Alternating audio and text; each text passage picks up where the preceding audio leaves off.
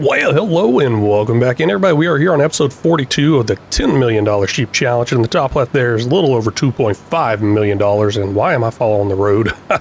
You know, I cut through this field when I don't own it, and might as well cut through it while I own it, especially since it's only grass. Yeah, this is a lot of faster of a way. Let's get some more lime in this thing. We got a couple more fields worth liming up and everything. Now, I did mention I want to know exactly how much grass came off that field right over there to the right. That was last episode. I talked about it. I finished up the harvest, did that stuff off camera. I had to go. But altogether there, off that new field we just got, we ended up getting 503,875 liters of grass there.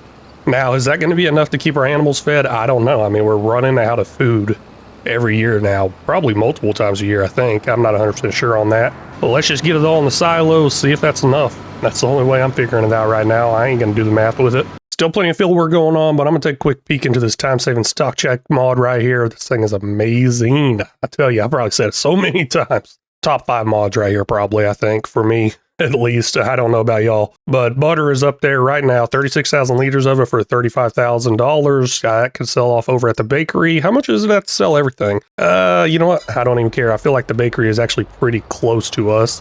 But I also got some grass to pick up, so I'm not in any hurry to sell that butter off quite yet. I'll get to it eventually whenever I get a good stopping point or I have time to do it. This forage pickup wagon right here just makes it so much easier, nicer, everything to pick up the grass. I tell you what, I am in love with this thing. Does miss some pieces here and there, but hey, I'm able to pick that stuff up real easy as well. Let's go ahead and hit up our last field. That is going to be field 8 over there. Now the lineman is going behind getting done. Besides the lineman, all these fields also need to be fertilized as well. That shouldn't take too long. Pretty big spread on that fertilizer. Quite a bit of grass still here on this field right here to get mowed up, so I'm just going to park this up out of the way. Hopefully it doesn't get hit by that mower, tractor, or whatever trying to mow away. And let's go get that stuff sold off. Finally get back over here to our old John Deere. You know, nice slow thing here doing 20 miles an hour. I think this is the one we actually started with. I mean, that's pretty cool how we started with it. Now, I don't believe we started with 0 hours. I mean, if we did, that is crazy right there, 49.5 hours on it.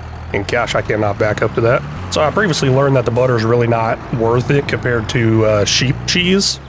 And I keep thinking maybe I should turn the butter off over here, but I also like the variety to it as well. So we'll take a look in here. We got butter and cheese being made. Now that butter's not going to anything later on. I guess I could probably take it into something later on, but I'm not worrying about that. For example, it'd probably be smart for me to just go ahead and turn off the butter in the cheese and just focus on strawberry ice cream over here. All the milk that comes over here goes straight to strawberry ice cream. That would probably be a pretty good idea, pretty smart thing to do. But I don't know if I'm really smart. Honestly, I kind of like the whole variety thing because some of this stuff's good to sell at some point, some's good to sell in another, but really the strawberry ice cream's pretty much good to sell all the time, so I don't see why I shouldn't shut it off. Well, you know, that's a good idea. Let's go ahead and shut off the butter while we're grabbing all the butter. Now, this is going to take more than one trip, I believe. Let's see here.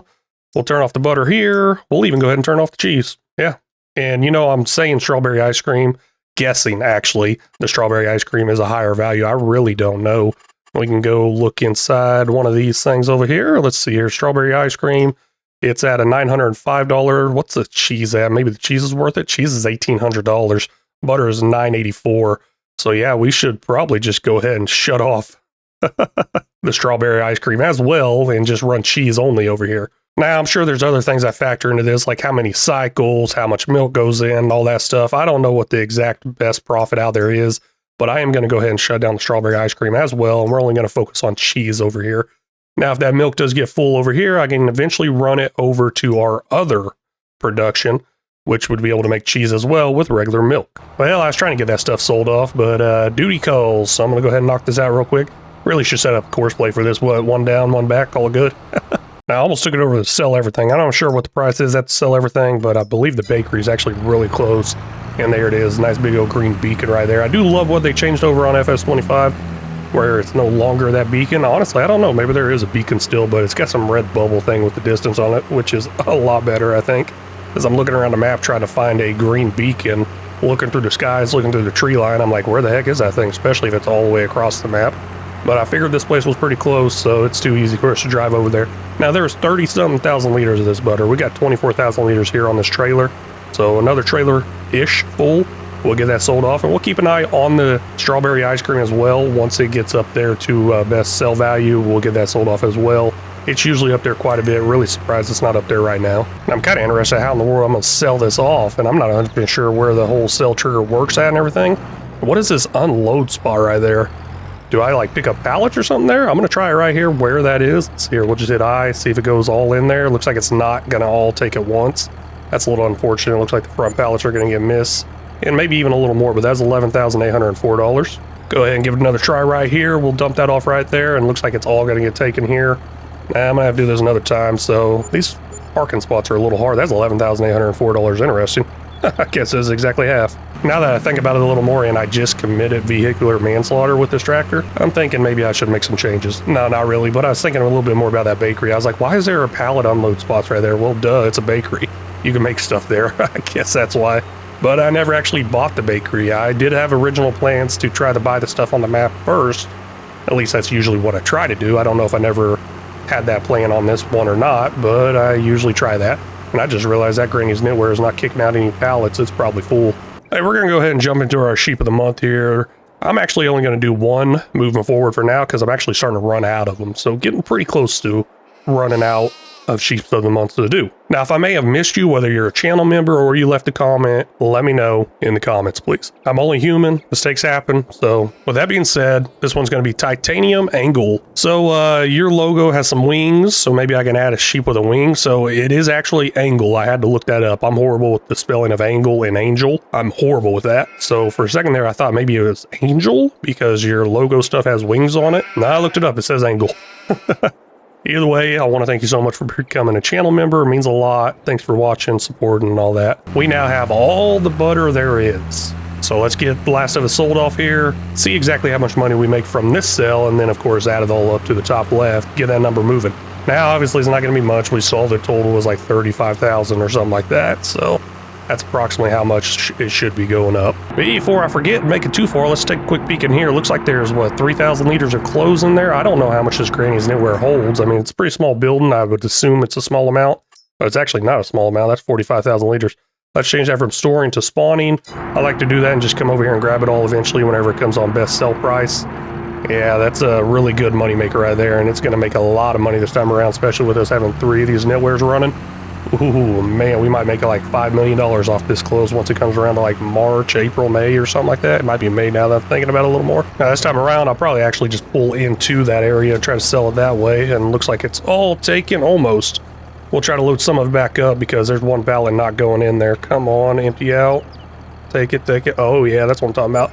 Look at all at once, $12,023 right there. Our new total up there on the top left is $2,538,528. So yeah, not much there, about $35,631. Not about, that was exactly how much it was.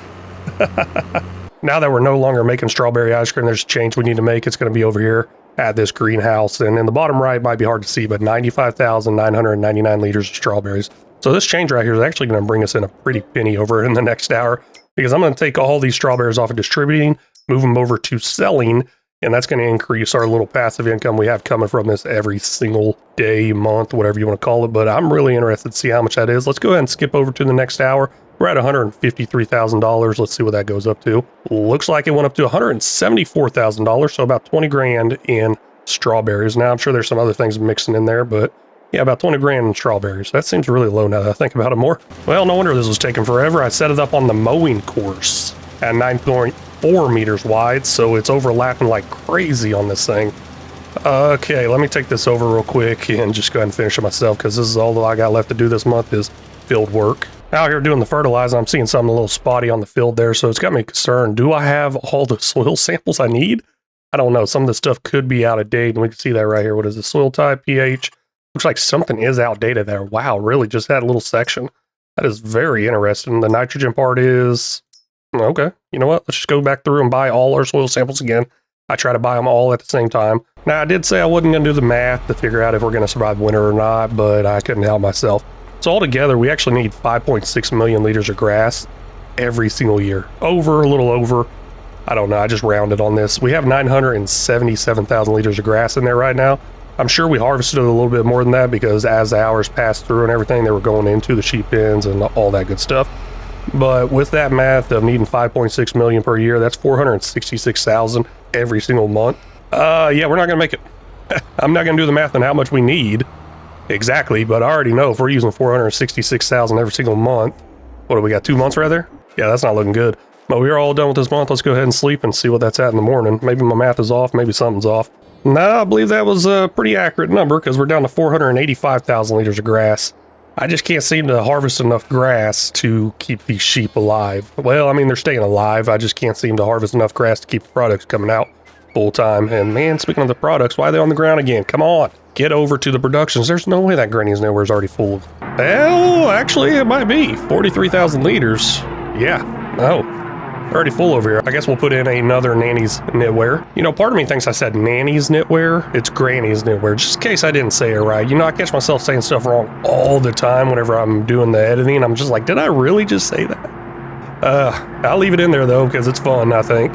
Now that one right there is exactly the same as all of them. Let's go ahead and get it activated, turned on somehow, get the stuff spawning out, and get it filled up, because we're going to be making a lot of money off some clothes here. I did notice something here. Looks like the production's obviously slowing down some over here at the dairy production. Small, you know, the little small building we've been using for the strawberry ice cream. That's expected because we stopped making butter and strawberry ice cream. So now all it's producing is the cheese, which is not using all the milk. Let's go ahead and get some of that milk over to our new Dragon's Den one. And speaking of the Dragon's Den one, it's also not keeping up with all the sheep milk as well. So eventually we'll have a surplus, a little bit of extra in there. Need to figure out something else to do with that. I don't think there is anything else. We're going to go ahead and activate the cheese though. At least we'll start using some regular milk over there. And that's exactly what I picked up here from that sheep pen on the right. And now I'm going to go ahead and pick up the sheep milk and make one stop over there at the Dragon's Den Dairy. I think I might have way too many sheep. That's definitely an issue here. Now, there was no births given or anything like that, but I'm going to go ahead and start emptying out this pen over here just because it's starting to split up so much already. For example, this one down here, it's been 2 months since their last birth. They're at 0. This one's been 1 month since its last birth. It's still at 0 as well. So they're just going to keep splitting up smaller and smaller like this. I don't like that. Let's go ahead and get them all loaded up. Plus, it's going to require less food, so that's a plus. All the sheep out of that pen are now taken out. I may need to consider emptying out more pens, but I'm all out of time this episode. We'll see what happens. Either way, I do know we definitely are not making enough grass, feed, or anything like that, so I got to figure something out. Get more land, use less sheep. I'm not sure. And we have a little over $2.5 million there in the top left. Not moving much. Maybe we can get it to move some this episode. I'm not sure. I do know we're about out of food. Let's go ahead and start doing something to take care of that issue. Now, maybe each winter time, I'm going to have to start removing sheep. That's honestly kind of what it's looking like, because I'm going to remove all the sheep out of my pens except for the 2 Dragon's Den ones. Now, those 2 Dragon's Den ones, they hold the most amount of sheep, so they also require the most amount of food. Maybe that's not a good idea. I'm not sure, and I kind of don't want to remove these yet. Let's see here. We got 40% reproduction, 60 there, 20 there. Let's go ahead and get rid of the ones that are on the lower reproduction rates, such as 20, 40, and 0. So if it's the 60 and 80, I'm going to keep them until they give birth. That sounds like a great idea, and I think it's a smart idea as well. All sheep that take a while to reproduce are now moved out of the way. We have 485,000 liters of grass, and that went through about 400,000 liters in 1 month, this last month. Now, I don't think I've got anything to add to the top left as far as anything to sell off or anything as with the sold animals. Nothing in the sold animals. Might not see that for a while, or we might see it next month. We'll see. There's strawberry ice cream sell off. I'm not going to worry about that. Might actually just hold off on that until I need like a $3,000 or $4,000 payday, because it's just such a small amount. That seemed to not help any at all. We're down to 93,000 liters. 93,000 liters. Yeah, I don't know what I'm going to do with that information now, except for probably sell off all the sheep. Let's work towards doing that, I guess. I'm going to follow somewhat of the same rule here. If they're still at 80% reproduction, that means they're going to give birth next month, or we'll have some babies next month. So I will not get rid of them yet. I'll get rid of the ones that are below 80%, and of course, the ones that were just born, which also they're below 80%. Man, their health's at 96%. What's going on here? Do they not have food? No, they do got food. Why is their health at 96? Oh, it might be dropping because they're overcrowded. That's a good possibility. I did skip quite a bit of time into the month here. We are at 2:53 p.m., which is not normal for me, but I skipped quite a bit of time because I really wasn't paying attention and accidentally forgot to slow down the time. Just trying to get it a little bit brighter because you come in at 8 a.m. now, it's dark. Not happy with this decision, but I guess it kind of had to happen. I feel kind of bad not being able to feed them and everything. They could just sit there and do nothing and go down to a 0% health, I don't like that. And I say I feel bad about not feeding them, but hey, I bring them over here to get butchered. 484 sheep are inside here now, so that's going to actually pump out a lot of products. And speaking of a lot of products coming out, do I got enough room to hold all these products? Yeah, it looks like there is plenty of room here. Nothing's filling up there in the queue. Looks like the unload point right here for spawning pallets is actually not even full all the way yet. We got a couple more that come in here. So I believe we are done with this month. All the sheep that I have left right now are going to be giving birth tonight in the morning, however that works. And honestly, I ain't got enough food to feed them all either. Here we go. See some sold animals there in the top right. So one of my large pens that hold 420 sheep gave birth. That's exactly why the sold animals are coming in now. And we'll get that added in the top left here in a second. Let's see if we got anything else worth selling off along the side of it. That way I don't got to adjust the number a million times. Looking into our silo over here, we are completely out of grass. Now our pens are probably completely out too, but I am actually going to sell everything off inside these pens. You know what? They're not actually out all the way. That's pretty interesting. There's still food in some of the ones that had the sheep. And oh my gosh, are they all dead? Might as well be, because they're going to the butcher here in a second. Okay, I think I may have messed up here. Well, I did. There's no may about it because I just realized exactly what I did here. So this pen over here, I got 420 sheep in it. 420 of them just gave birth. 0% reproduction. I thought maybe they went down to 0 health and couldn't give birth, but no, their health is fine. I actually forgot to turn on overcrowding on this pen. So that is my mistake. Let's go ahead and do that real quick before I forget for future use. Allow overcrowding right there, X.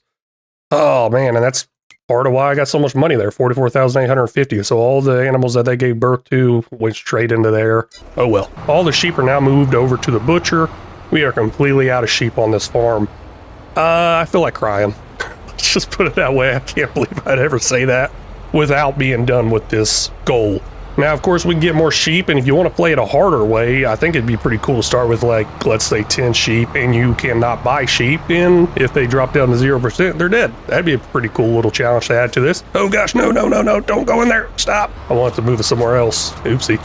But anyways, if you want to take a guess at how many sheep are in that butcher, go ahead and take a guess, I'll give you a second. Okay, second's up. That might have been half a second, but after this talking's all done, it's been a few seconds for you to guess. And take that number, go ahead and double it, maybe even triple it.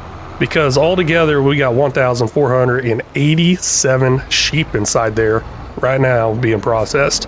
That is pretty awesome. Now the reason I did not want to put this milk into that other building is because I think I'm going to start phasing that building out. I noticed the cheese got made really fast over here. So, well, I didn't notice the cheese got made fast.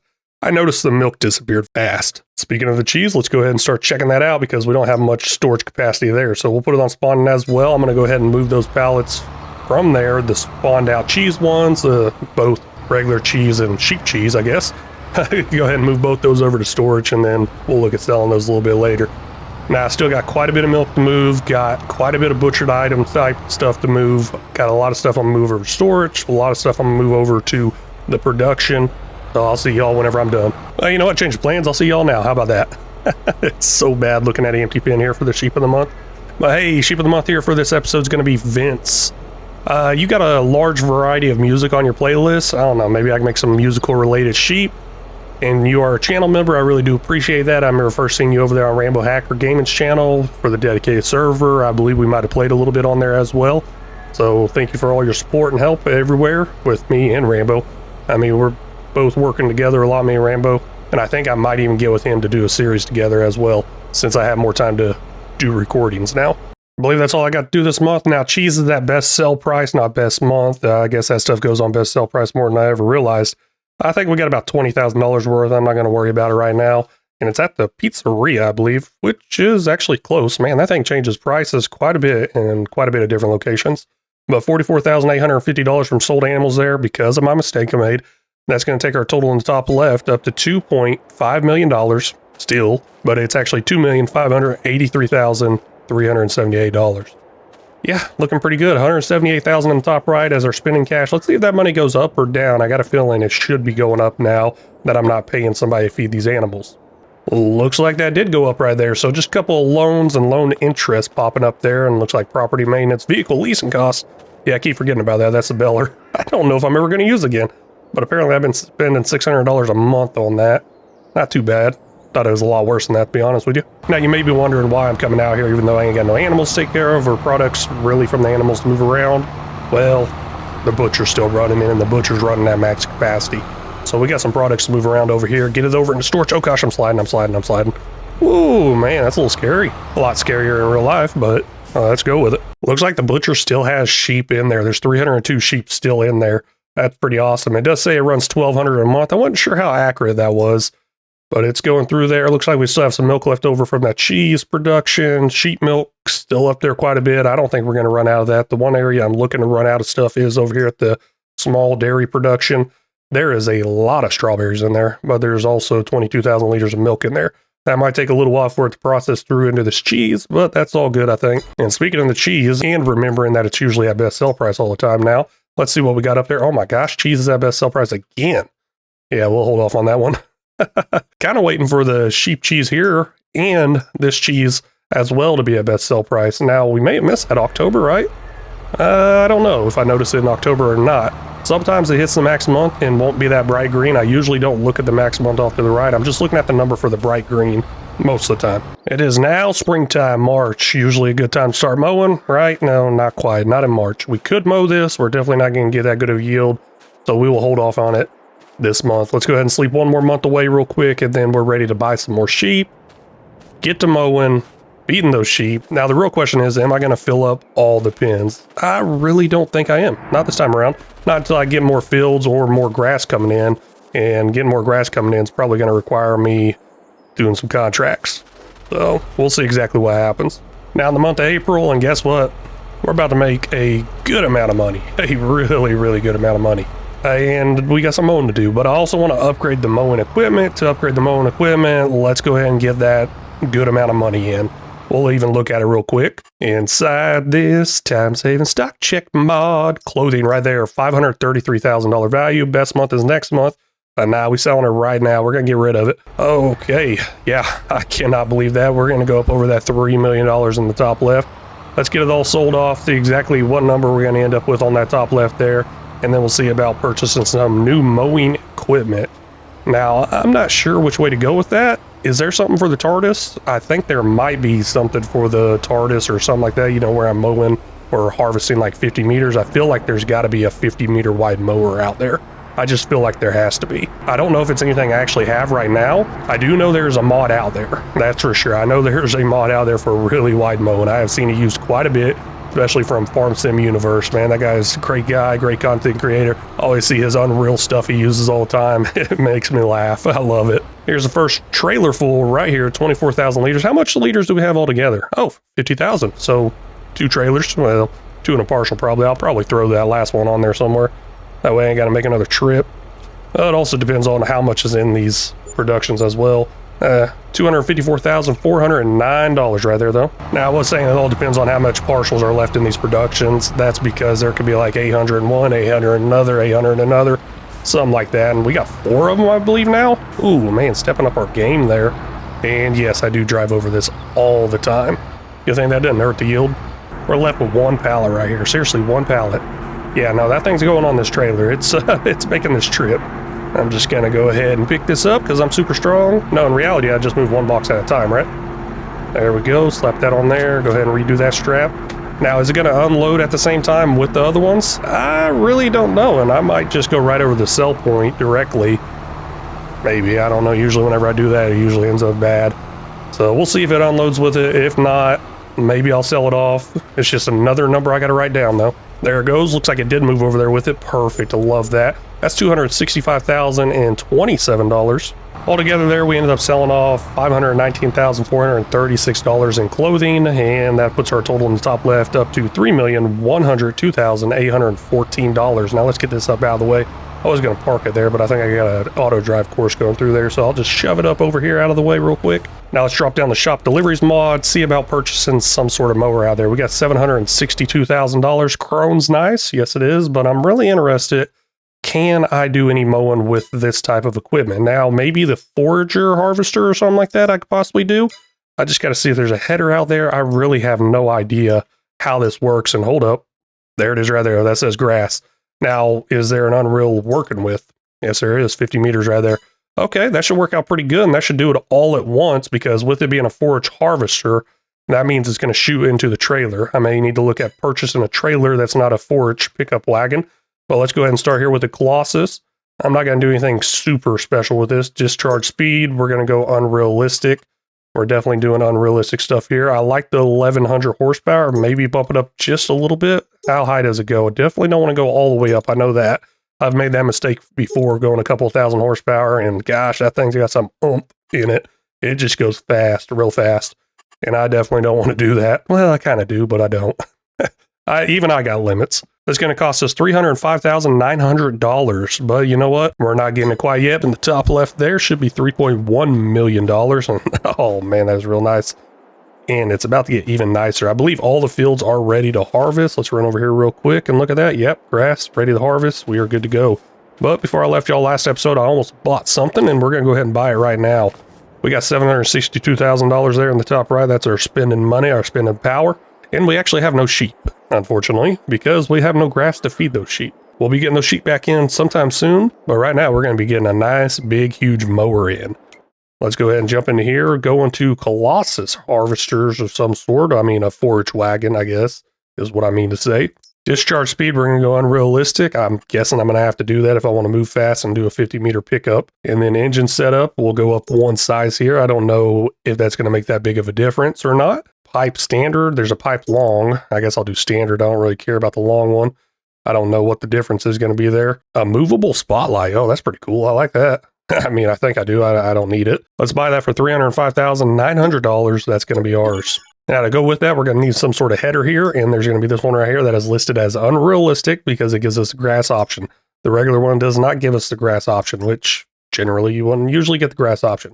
We're going to go with the working width of 50 meters. Oh, yeah. Yeah, we're definitely going big here. Look at that little red unrealistic crop guidelines or whatever. That way we can see where we're at. That's $58,350. Now we'll also need a trailer to pull behind this and load up at the same time as mowing's getting done. I believe the forage wagon does hold like 200,000 liters. Hey, look at that crone mower in the used vehicles section. I should have checked here first, but I'm not seeing anything except for that crone, and I don't want that crone. I mean, that's only 10 meters compared to the 50 I'm going with, but man, that Land Rover is looking nice. Don't need it, don't need it. This is the trailer I'm going to end up going with. It holds 5 million liters, costs $25,000. Now, I would not suggest going that big on anything that picks stuff up off the ground because it can mix products and stuff like that. And speaking of mixing products, I'm kind of worried if I run over another field, will it replace what's in this trailer? You know what? Let's lower that capacity a little bit because that does got me a little concerned how that's going to work. For example, I did this test in the past. If I had some that had a capacity of over 2 million liters, like a pickup wagon, and I accidentally picked up hay with grass, it would switch from grass over to hay. So I don't want to take that risk of it switching. We'll go ahead and customize this, take it down to, what is that, 500,000 liters, I think? Is that what that is? And I feel like we're going to go through it pretty fast. Gosh, I'm not sure what to do here. I don't know if it got fixed, if it's going to be an issue or not. Let's run with it, see what happens. Maybe I'll lose out on all the grass. I can always go in and add grass in. I just got to keep a closer eye on how much grass is coming in. And I will be doing that because I will be doing this mowing myself. And then if it does end up switching over or messing up, then I'll take care of that because this thing does harvest quite a bit of stuff besides grass. It also takes silage additive, so we'll just go ahead and fill it up right here. Even though I have some sort of silage additive station down there, I'm not too worried about that. Let's go ahead and open up our cover. Is that not opening it? Why is that cover not opening? I'm not sure. Maybe it'll open automatically. Let's unfold these pipes, all kinds of stuff. Ooh, I just realized I think that cover opening on the back is actually a different hotkey than the normal one. I can't figure out how to get that open. Hopefully it opens up as it starts shooting in there. And, no, it looks like it's just shooting on the ground. Doing nothing for me. I hope it didn't shoot on the ground. Am I wasting all that? Is it doing nothing right now? How do I open that thing? Oh, it's Z, by the way. I knew that, just testing y'all. I think I might have lost some grass right there. Usually the open the cover button is in, but for some reason it's Z on this one. Ooh, man, that is fast. That's real fast. And that number is going up, up, up. Yeah, I'm going to be doing this for a minute. Let's see exactly how much I can get inside this trailer from all the fields combined. Now, of course, once I get done with this work, I'm going to go ahead and start up another worker behind it. Got to figure out something for liming. Might even get some better liming equipment because we got a pretty low working width on the lime. And that tends to be our slowest process right now. And actually, that will be our bottleneck one. Looks like first field coming up done right here. And I think we're missing about 100,000 liters. I believe previously we got like 500,000 liters off this field. Maybe that's what's missing from where I started and messed up and just shot it all over the ground there. Not 100% sure on that one. Let's go over to our next field and just continue this process over and over and over again. Now I got to be very careful on these other fields because there are fields next to them, and that's what worries me. I could accidentally pick up a crop from another field. Now I don't think there's any crops out there right now going, so I shouldn't have to worry too much about that. And before I get too far, I just remembered I need to set up something for that lime work back there. Here's what I'm currently using for lime spreading, and it just doesn't have much of a width working with to it, I don't think. Let's see here. We'll go into customize, see what all it says. What is that, 24 meters? Do we got anything bigger than that? There's a good possibility I could probably get something bigger than that. I don't know. Usually the lime doesn't spread as far as the fertilizer does, so I don't know. We'll see what I can find. This is the one I'm currently using for the fertilizer. It does say 42 meters wide. Hopefully it's still 42 meters wide with the lime. Hopefully. We'll see. I'll go ahead and buy it. I should probably test it out on the other one, but I kind of got the money to waste right now. $335,000 left over. Yeah, nah, I'm good. Let's test it out, see if that works.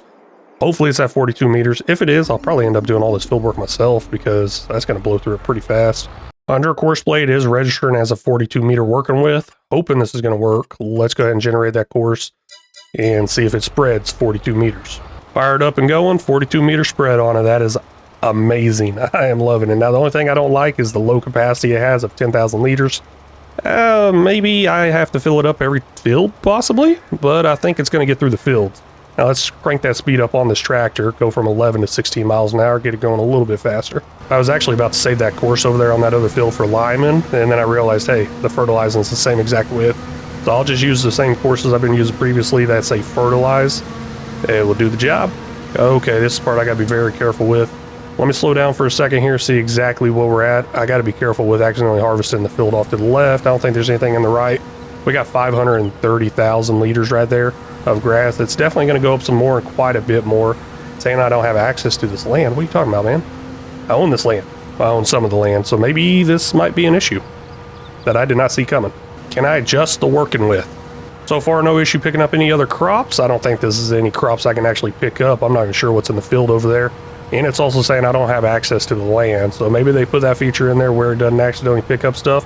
I know previously I'd accidentally pick up stuff. Even if I shift a little bit over to the left, I could grab stuff off the field to my left. I just got to keep a close eye on that, make sure I don't lose anything or mess anything up. Only a total of 657,000 liters from those two fields. I'm starting to think this is not going to give me as much yield as my previous mowing setup. It's just a lot faster. I don't know. I mean, it should be the same yield. It really should be. Let's go ahead and jump into our sheep of the month here. This one's going to be Kiwi Nuza or something like that. I'm not 100% sure on that name. Sorry if I butcher it. But it looks like you might do some traveling from your YouTube videos.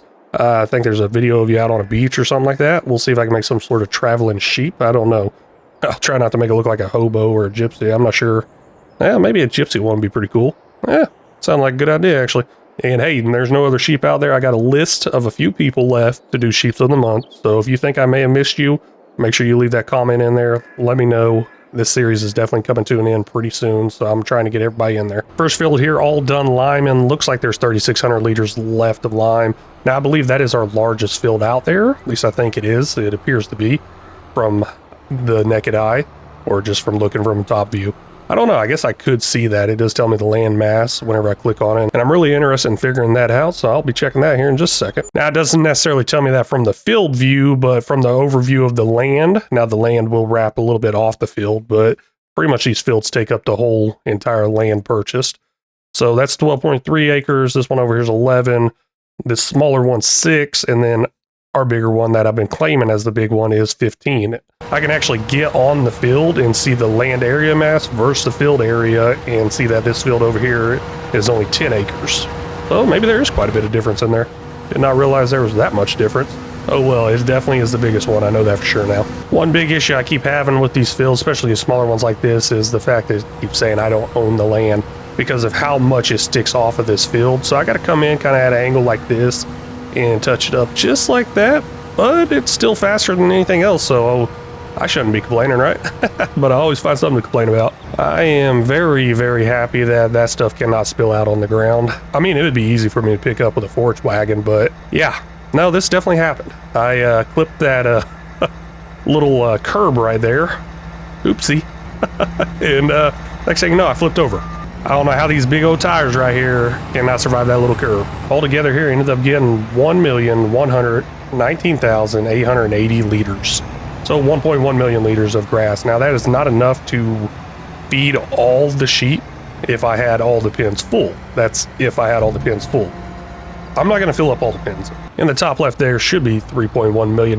Made no adjustment to that last episode around because we were kind of busy getting that mowing setup going. Man, that mower is amazing and all the mowing is done.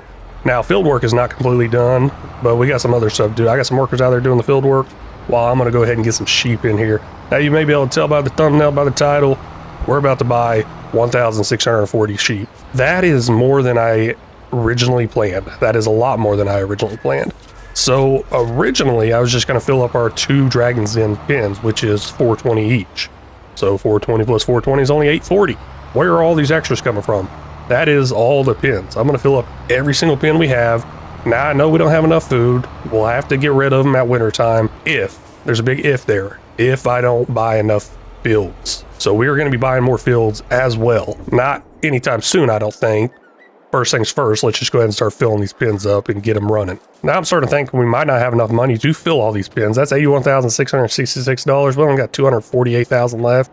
Let's see exactly how much we got left by the time I fill all of them up. This is not looking good. Not at all. Well, let's see what it is. $1,304 left over. Now I did say I need to buy some land. Don't think that's coming anytime soon unless I get a still of a deal. Well, speaking of stealing, I guess I could steal stuff, right? Nah, we ain't gonna do that. We got a lawsuit for that previously. We are currently in the month of April, if you all didn't catch that. And May is the max month for lamb rib and lamb sausage. Probably a few other products as well. But those are the 2 I'm kind of after right here. 189,000 here, 189,000 here. Yeah, I think we're going to be doing pretty good there, I think. And that's in 1 month. Now, will my money stay afloat above 0 or will it go below 0? I don't know. I got a feeling it might go below 0. Now in the month of May, and looks like that money did go down below 0, but I don't think that affects me too much. Let's go ahead and look into the time-saving stock check mod here, see exactly what these prices are at. They are not in the bright green here, but they're in the bright green in the max month, so let's go ahead and sell them off, along with probably the clothing as well. Now, that clothing was in the bright green in the last few months, and that's where we made quite a bit of our money from. And you know what? That animal fat, I guess I just keep passing up the animal fat maybe? I'm not sure because that's a lot in there, $184,000 worth. Now, there's a little bit of an issue here. 33,000 liters, 33,000, 48,000. I mean, we ain't selling this yet, but 33,000 liters. That's 2 trailerfuls for each one of those type of products. I'm thinking about getting a bigger trailer. And now that I think about it a little more and see my bank account, nope, not getting another trailer. I had a great idea of getting another trailer, but that's not happening. Well, hold up. Maybe I can't. Let's go ahead and get rid of this forage wagon right here. I don't need it. Can't repair, repaint, but we can definitely sell that off right there. Let's see here. What's that going to give us? Well, we got $81,000. We also got some mowing equipment to get rid of, and we'll go ahead and return this beller because we're definitely not using it anymore. We'll return that right there. No money back on that. But what I meant by return was I've had at least forever. Now we can actually repair, repaint, and sell this back. The repair, repaint should give us some more money. And there we go. Last bit sold off. Now we got $118,000. Let's see what kind of trailer I can get for that amount of money. This is the trailer I'm going to end up going with. It's got that same auto load that I'm using currently on that smaller trailer, but this one does hold 78 Euro pallets. Now, I like using that auto load over the universal auto load because previously in some of these episodes we saw the universal auto load messed up and it causes some bad lagging. I don't know how it's going to work in FS25. I haven't really used it much over there because I'm kind of stuck over here trying to finish up these series, but $34,500, that's ours now. Not doing any special customization to it. And we have 1 semi over there. I don't feel like switching out semis. I really don't. Let's go ahead and buy a new one. There's one in the used area right here. We got this one for 31,000 cat. And then we also have this one over here, cat low. I guess that's just going to lower the sound volume to it, I guess. But it does cost more. I don't know if I want to buy the one that costs more. And I don't exactly want to do anything special to this. Wow, that thing is beat up, some body damage. Now, I said nothing special, but I'm definitely going to do something special for the engine. We need some great horsepower to that. Well, you know what? That trailer's going to be weightless. Maybe we don't need great horsepower to it. And I'm kind of tempted. Let's calm it down on the horsepower a little bit there. No, we going up there. We are definitely going up there. 1,500 horsepower on this thing, $64,000. We're going to buy that. I will keep this trailer around because I will use it to move products such as this milk right here over to productions and just small amount of products. But I need this semi-trailer in the semi to move larger amounts of products. Hopefully it all sells off pretty good through that sell point, and hopefully I got enough room to fit in there with how big this trailer is. This should be pretty easy to do. I got that trailer turned on down there. I just need lamb sausage and lamb ribs. Let's go through here and find that. Somewhere in here, there's lamb ribs. I can only check out 25 pallets at a time. But as it's being checked out, it's actually being loaded up. Now some of it's getting missed in the back there, but I'm not too worried about that. And I'll probably end up just loading it all up together and selling it all off together because this holds 78,000 liters, if each one of these are 1,000 liters, of course.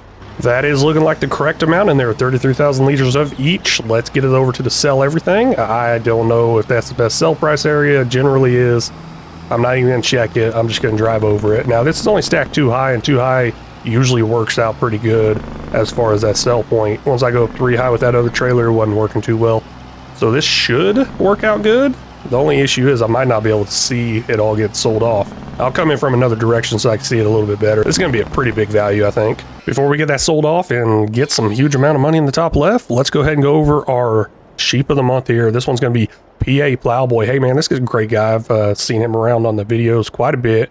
He's also got some farm type videos of the work he does, and that is pretty awesome. So I guess he's got a small beef farm and he works on his friend's orchard. So if you're ever looking to see any real life farm type work, check his content out. That is definitely some cool stuff. But I think I can make something with that information of a bee farm and working on a friend's orchard. We'll see what I can do. Either way, thank you PA Plowboy for becoming a channel member. It means a whole lot. I might have to move this sell everything to give me more room to sell this stuff because I want to get it all off in one spot. Yeah, I'm gonna move it real quick. This is not looking good. We can just go ahead and sell that real quick and put another one in somewhere over here. Where's the sell points at? Right there, sell point. Now I don't need the one with the containers. There's the option without the containers. I just like the look of the containers being there. It really makes a difference to me visually. Now I can definitely take this wide enough to get up in here. And there we go, we're straightened out. Let's go ahead and get it sold off. Now I don't know if I need to undo the straps. Probably do. Looks like it's not taking the top ones. They'll start taking once they drop just like that. There it goes, working out great. And I got to take it nice and slow through here if I want to get it all sold off in one sell, which I do want to get it all sold off in one sell. I don't like doing math. Even though I use a calculator, I still don't like it. All done there. That's $391,394. Math is all done. That takes our total in the top left up to $3,494,208. Now, I don't like that. We are so close to 3.5 million. That's why I don't like it. We're just so close to it. Let's go ahead and see if I can get another $6,000 worth of products sold off. Looks like the partial pallets of lamb ribs and lamb sausage is $8,000, a little over 8,000. Oh, and I did say clothes. You know what? Let's sell it to clothes. I actually missed that and forgot all about it. See? Still using this trailer. Here we go. 3,000 liters of clothes right here. This should definitely take us over that amount and give us some good money here. Let's see what we got one there. $31,049.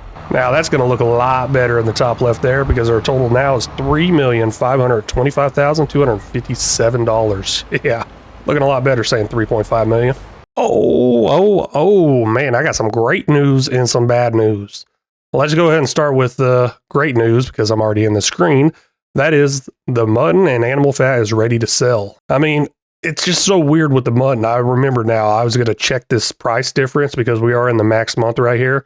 So the max value on that 613,000 total, I guess with a max price of 12,000. Let's look at that. And right now the price is 11,000. It never goes up to that max price. Kind of interesting there. But we got $500,000 worth in there. So that's a plus, right? 48,000 liters of that, 50,000 liters of animal fat. Let's get both those loaded up. And I believe that is it. There is some animal skin. Might as well get that as well. I haven't done anything with animal skin. It kind of comes out pretty slow. But, I mean, it's there. I'm going to have to do 2 trailers to sell off here with or without that animal skin. Got 38,000 liters of animal fat and 38,000 liters of mutton. Still some over there to grab and sell off, but we're going to start there. And oh my gosh. Okay, I guess that one did not want to sell. Maybe I'm going to have to keep that one as a little trophy or something.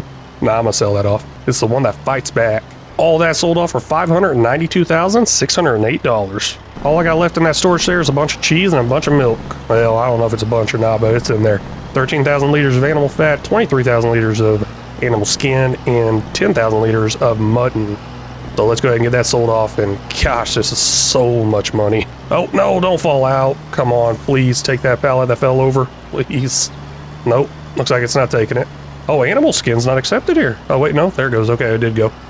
I was really confused because I didn't see anything disappear in there, but I guess it's all one big pallet and it's just taking each out liter by liter. Now that right there is $185,899. Looks like this one pallet of animal skin is going to survive the sale. I'll just go ahead and put it right back in here for now. Now that is not what flew out earlier. That was animal fat. That'd be pretty funny if there was still one thing of animal fat on the ground there. I'm telling you, that thing is a fighter the way it flew out of there.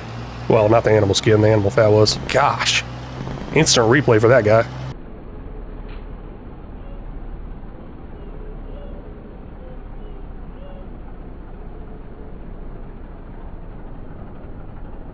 Our total in the top left is now $4,303,764. Okay, hey, that is amazing. We just made over $1 million in this episode, and we just purchased 1,640 sheep. Now, are we going to be able to keep those sheep alive? That's where that bad news comes in. I mentioned earlier, I said there's good news and bad news. I haven't talked about the bad news quite yet. The bad news is we only have 68,000 liters of grass left. I don't think they're going to survive till next month. We got next month for the grass harvest. I mean, obviously they'll survive, they'll stay there, but I don't think they're going to stay fully fed. And that might cause an issue depending on when their birth is supposed to be. Because if they drop down their health from 100%, that could delay their birth. And looking at this, they're only at 40% reproductive rate. So I was kind of worried that some of them would give birth next month and some wouldn't. Looks like we got 11,000 liters of food left in here. And most of these pens have that exact amount because this one has the same 11,364. We'll even look over here. It's not looking good with these smaller pens having that low of a number because that does worry me about the larger pens like this one right here. It's down to 0 liters of food. Health is down to 25%. What do we have going over here? Same exact thing, except for the health is at 0% on this one. That's unfortunate. Very, very unfortunate. We got $1.3 million in the top right, $4.3 million towards that $10 million goal in the top left. Plenty of milk out here on the ground. I got to move around. All our fields got to be mowed. It's going to be a busy, busy month, but let's get started. Even though this does have a 50-meter working width on it, I'm still going to hire a worker because I got a lot of stuff to do. I think I can multitask with that worker on there a lot more efficiently, a lot better, whatever I'm trying to say here. Let's get these courses saved as well because I'm probably going to end up having to buy a few more of these harvesters just to mow up all the fields that I want to get. I'm going to probably buy all the fields on this map. We'll see. I guess I wasn't paying attention, but I do have some milk over here, some sheep milk, little partial pallets. We'll go ahead and get all those out. What is that, 3 pallets of sheep milk? Nope, make that 4. Looking down there in the bottom right, sheep cheese, animal skin, that's all that's left in there. A lot of sheep cheese. Really want to get that stuff sold off sometime soon.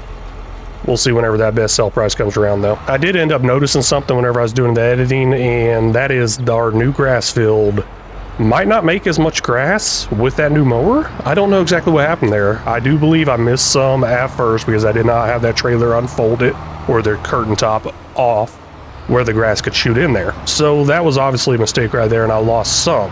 But according to our first harvest off of it, we got like 500,000 liters, and then the harvest we did with that new mower setup got like 400,000 liters.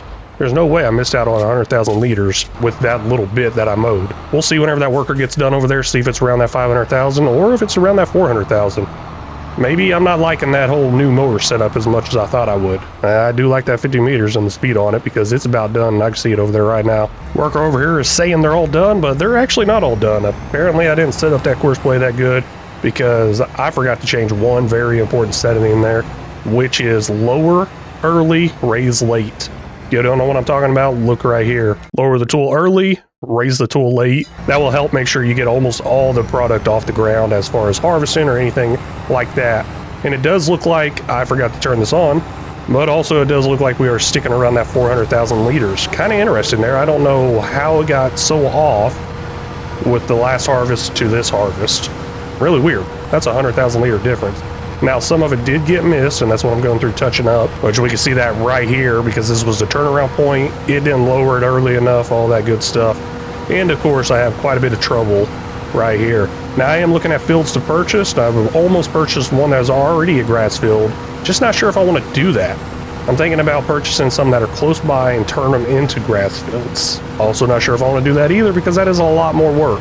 But I do know we need a lot more fields, whether I drive all over the map or not. That's kind of up in there. Let's see what happens. To be fair, I think we actually got less grass this time around. That's kind of interesting. I think I did catch that on another episode earlier on, how it just seems like we're getting less and less grass every single harvest we do here.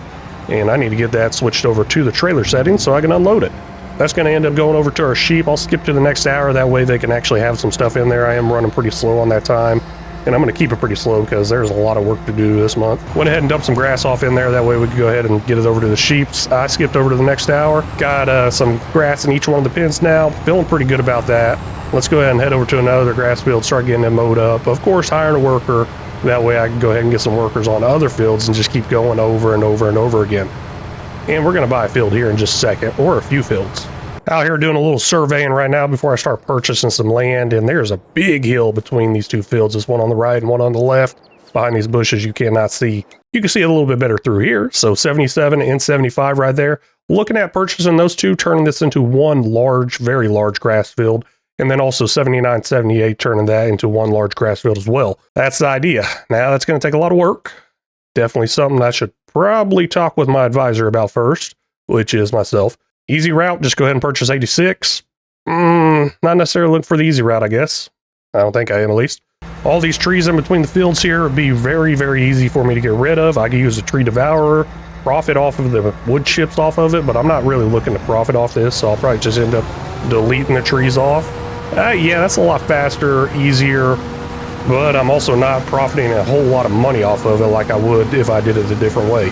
Here's the corner of all the fields, and I don't necessarily have to buy this field directly in front of me because that huge drop off in between the fields there. I'm kind of thinking maybe I shouldn't buy it, but that is way too easy to fix, I think, with a little bit of terraforming. So I'd be losing out if I didn't go ahead and purchase it and make this into one gigantic field. Now, gigantic fields are not going to be any issue for me. Obviously, look at the working width on this thing. It took 2 minutes to do this whole field right here. I couldn't even get a worker set up on another field fast enough. Before we go ahead and blow all our money on fields, let's go ahead and go into our sheep of the month here. This one's going to be Cody. Hey, Cody, on your YouTube stuff, looks like you have some police car images from GTA 5, and that looks pretty cool. So I'm going to go with some police type theme. Don't know how it's going to come out. We'll see how it looks a little bit later, but thank you so much for becoming a channel member. Really do appreciate all that extra support you're adding in there. I'm not sure if we have enough money for it all, so I'm going to start with the biggest field, work my way over, because I know I could combine all three of these, and that would be a really, really big field. We'll go ahead and purchase this right here for $368,448, and we'll jump over to field 77 here.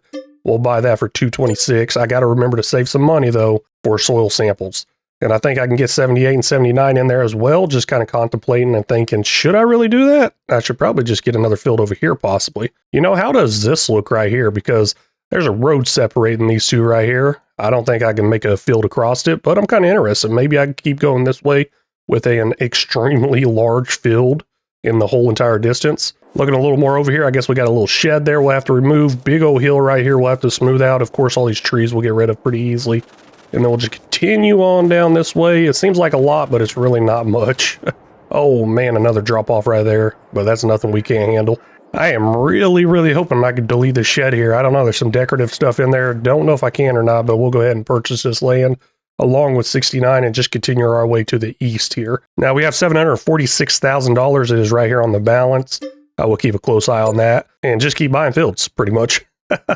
I say close eye, but I'm getting out of hand here. There we go. That's the last one on purchase. We got $117,000 left over. Let's start getting all those soil samples in. That's probably going to cost a pretty penny as well. I just realized I probably should not have bought those. We're down to $61,000, but that's not the reason I shouldn't have bought them. I'm going to combine these fields. There's a little gap in the middle here. I'm going to have to buy those soil samples once again. I think I messed up a little bit there. Oh well. Now that I'm over here mowing this, I really should have purchased this land over here because look how flat it is. And there's a lot less trees. I may have made a mistake with that purchase. Well, we're going to turn that mistake into some money. Well, not really money. We're going to turn it into some food, which is going to feed our sheep, and that's going to turn into some really good money if we can keep those sheep all year round. Turns out these two fields I have over here is really not worth it for hiring a worker. Yes, I had a worker do the little bit bigger field right there that has the lineman going on right now, but I don't know, really just was not worth it very much at all, I don't think. It was so much faster with me just taking over and doing it. A lot less turnarounds, all that good stuff, and of course, I'll probably do most of this mowing myself, on these smaller fields, or just any of the fields in general, because I can go that full like 40-something, 30-something miles an hour, whereas the worker will not. But I can change that in the settings where they will go a little bit faster, but they tend to have more accidents at that point. Now, this is all our grass we have right here, 723,000 liters. We ended up putting almost 400,000 liters in the silo already. This might get us to next harvest. Probably not, because I think I ran out previously, and that's what I was showing y'all at the beginning, was the amount being at 0 in some of these bins. We'll see how well that works out. Now that we own a lot of fields over here, I want to try something. I want to try to forage up these fields. I don't know if it's going to work. I believe this forage harvester here has the ability to do that to a lot of crops. I think I might be limited by the header. And one way to see that is we'll just come in here to forage header. It looks like it's got a lot of different crop types on it. Don't see anything for cotton, and this is a cotton field beside us. And I'm not sure if it's got to be fully grown up or not, but I'm definitely still going to give it a try. Just run it over real quick on my way through this whole strip of land that we just purchased. And this is the road I was talking about. That's going to be an issue if I wanted to combine 78 and 79 over here. Obviously, we're not going to make it across this road. Might be able to plow up a field underneath it and put grass in it, possibly. I'm not sure if that would work or not. I think it would. Cotton field's a no-go, which makes sense because there was nothing on that information about cotton working on this thing. Big drop-off we'll have to take care of. And then this field right here is a no-go as well. What is this one right here? This is actually parsnips. Wasn't on the list either, and we are definitely destroying them, running over them. But guess what? We're going to destroy them anyways once we plow it up. This is the field I was really interested in, and it looks like it is working. What is this stuff? Looks like it is sorghum. Okay. 4-4 forage is what it says. Narrows only, not ready to harvest. Looks like we're going to do some forage harvesting with it though. And that's going to turn into chaff. I don't know exactly what I'm going to do with that. I guess I could probably turn it into silage, but I'll probably just sell it off the way it is. Still out here chaffing away, I guess, whatever you want to call it. But I got this stuff over here I want to look at deleting, removing. We'll go into demolish, try to delete this stuff. Not letting us. We do own this land here, and you know, that's actually pretty fine. We can go around it. I'm not too worried about that. We'll take out all these trees right here, work our way up here, and definitely smooth this stuff out a lot better, a lot easier. I don't know what I'm trying to say exactly. I guess this is a walking path. I did see some NPCs walking through there. Yep, right there. There it is. So I probably won't be able to do much there, but I think I can get this pretty smoothed out to go up and down, and work out pretty well. But that is something I might end up having to do next episode or in the next couple of episodes, because that is a lot of work to do. In the top left there, $4.3 million. We are getting closer and closer.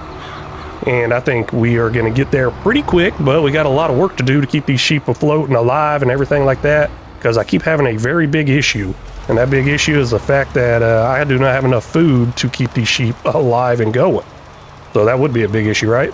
Let's go ahead and knock out this lineman, and I just realized I probably should have topped this off before I started heading this way. There's a multi-fruit buying station behind me on that end of the field. I drove right by it, don't know what I was thinking. Oh man, this is so close. Come on, finish it off right there, off to the left. Got it. I'm gonna call that good enough right there.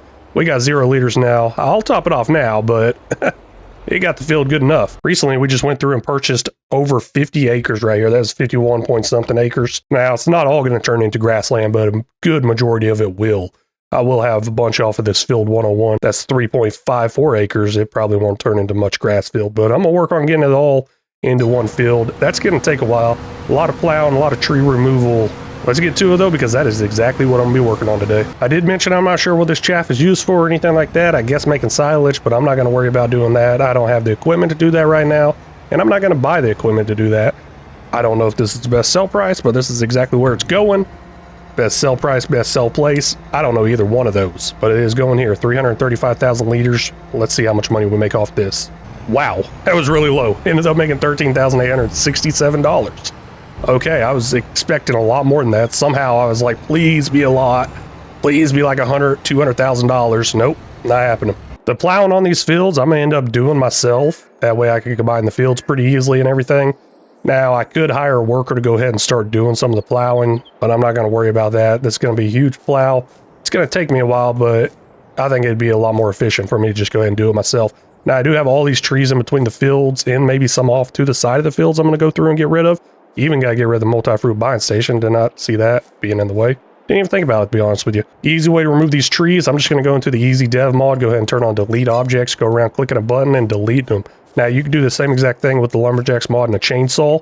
It just takes a little bit longer. Also, another thing you could do if you want to keep the wood chips and make a really good profit, that is use the tree devourer. I've done that in the past, and gosh, that's a lot of wood chips and a whole lot of money, especially around best sale time in January. I believe I got all the trees removed that I will need to remove. I'll see them here in just a minute as I go through here trying to smooth this stuff out. Yeah, this is gonna take a minute probably. Hopefully no cost because I got free landscaping mod or something like that on. I'll probably just attempt this whole soften thing up first and then realize it's probably not going to work that good. I don't want that much of a hill in there, and then I'll probably do a little slope tool. I'm not sure, but this is actually working out pretty good. I can deal with the little hill.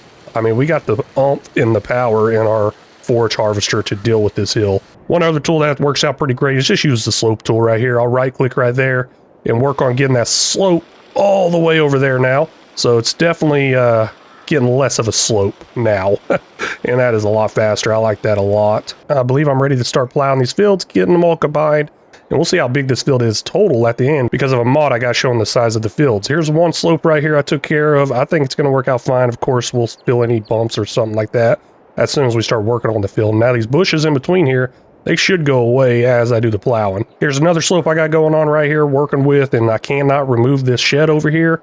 Might even start storing some stuff over here. I don't see why not. Maybe some fertilizer equipment, maybe its own tractor of some sort.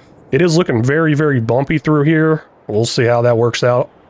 And then here's the last slope over here. I'm telling you, I really picked the wrong side of the map to do this on because it's so much smoother on the other side of the map, and I noticed that last episode.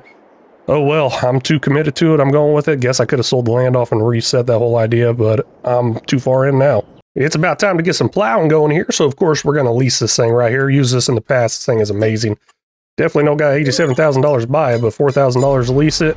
Yeah, it's going to get some good, fast progress done. But before we get started on this progress here, I got to make one stop over at the sheep. That stop is to do the sheep of the month. This one's going to end up being Ghost Boy Gaming. This is another content creator out there. Great guy, great content. Been seeing a lot of his comments and everything, and I really like the name Ghost Boy Gaming. I really do. I'm not going to do anything specifically towards his content. I'm actually going to end up doing a ghost sheep, or try to do a ghost sheep or a skeleton sheep. I don't know. We'll see how it comes out. Because whenever I think of Ghost Boy Gaming, I think of like a skeleton mask or something like that, like Call of Duty Ghost. Get what I'm saying? Y'all probably know what I'm saying.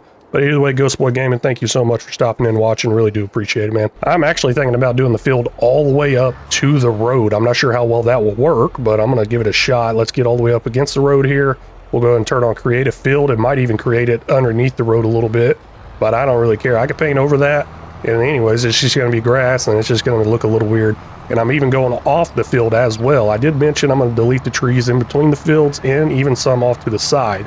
I should have probably deleted more off to the side here. That way I could take up all that space right there with the new field. But too late now. Actually, it's really not. Maybe I will do that before I get done here. Yeah, that is sounding like a really good idea because I'm going to have to get out and remove some trees anyways. This one's in the way right here. You know what? I'm getting a little crazy with it. I'm going all the way up to the road. Might even go a little bit over the road. I'll go through and probably paint where the road overlaps and everything. Looks like I don't have access to all this land. That's kind of weird. What's going on there? I really don't own that land, huh? What part of that land do I not own? Oh, quite a bit of it. I guess to buy it, it is $0. Perfect. Love it. We just bought 116 acres for $0. Wish that was real. Like I was mentioning there, I went through, ended up deleting all the trees between the fields in the road. Now there's quite a bit right here on a hillside that I'm definitely not going to end up planting or mowing.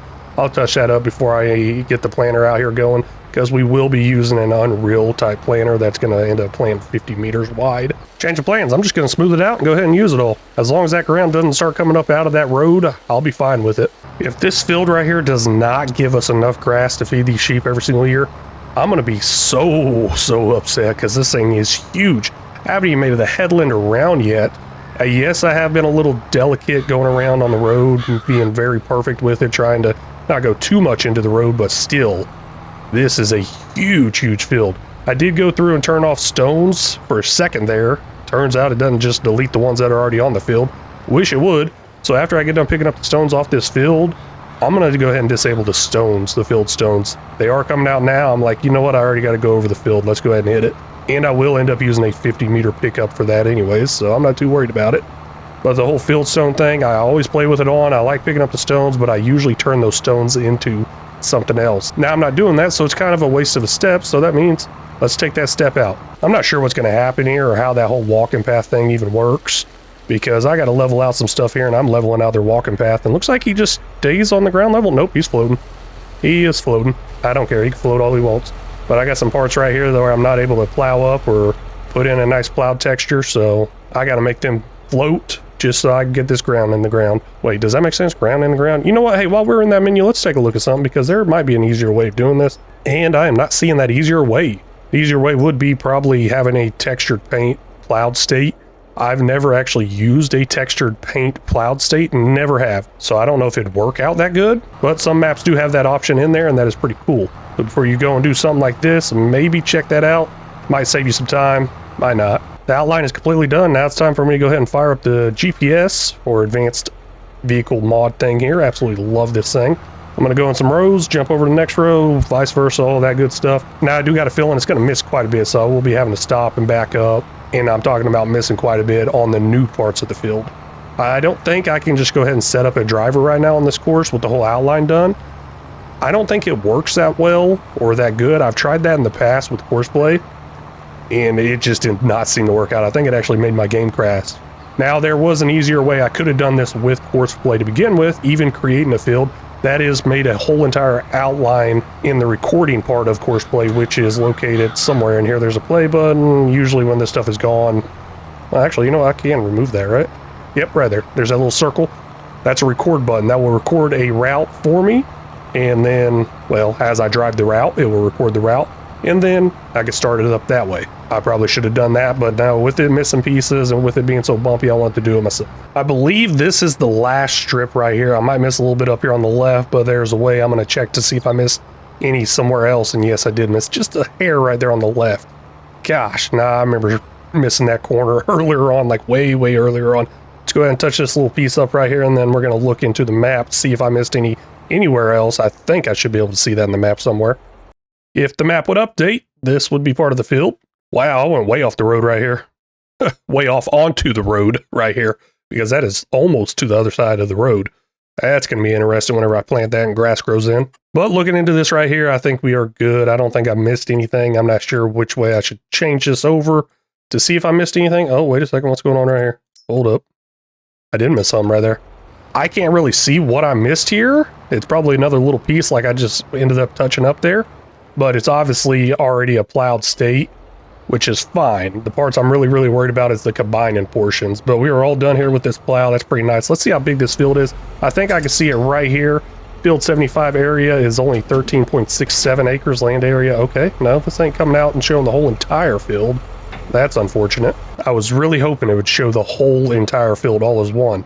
But if I had to guess, with this being added to it, I'd say we got about 60 acres of grass or field here that's going to be turned into grass.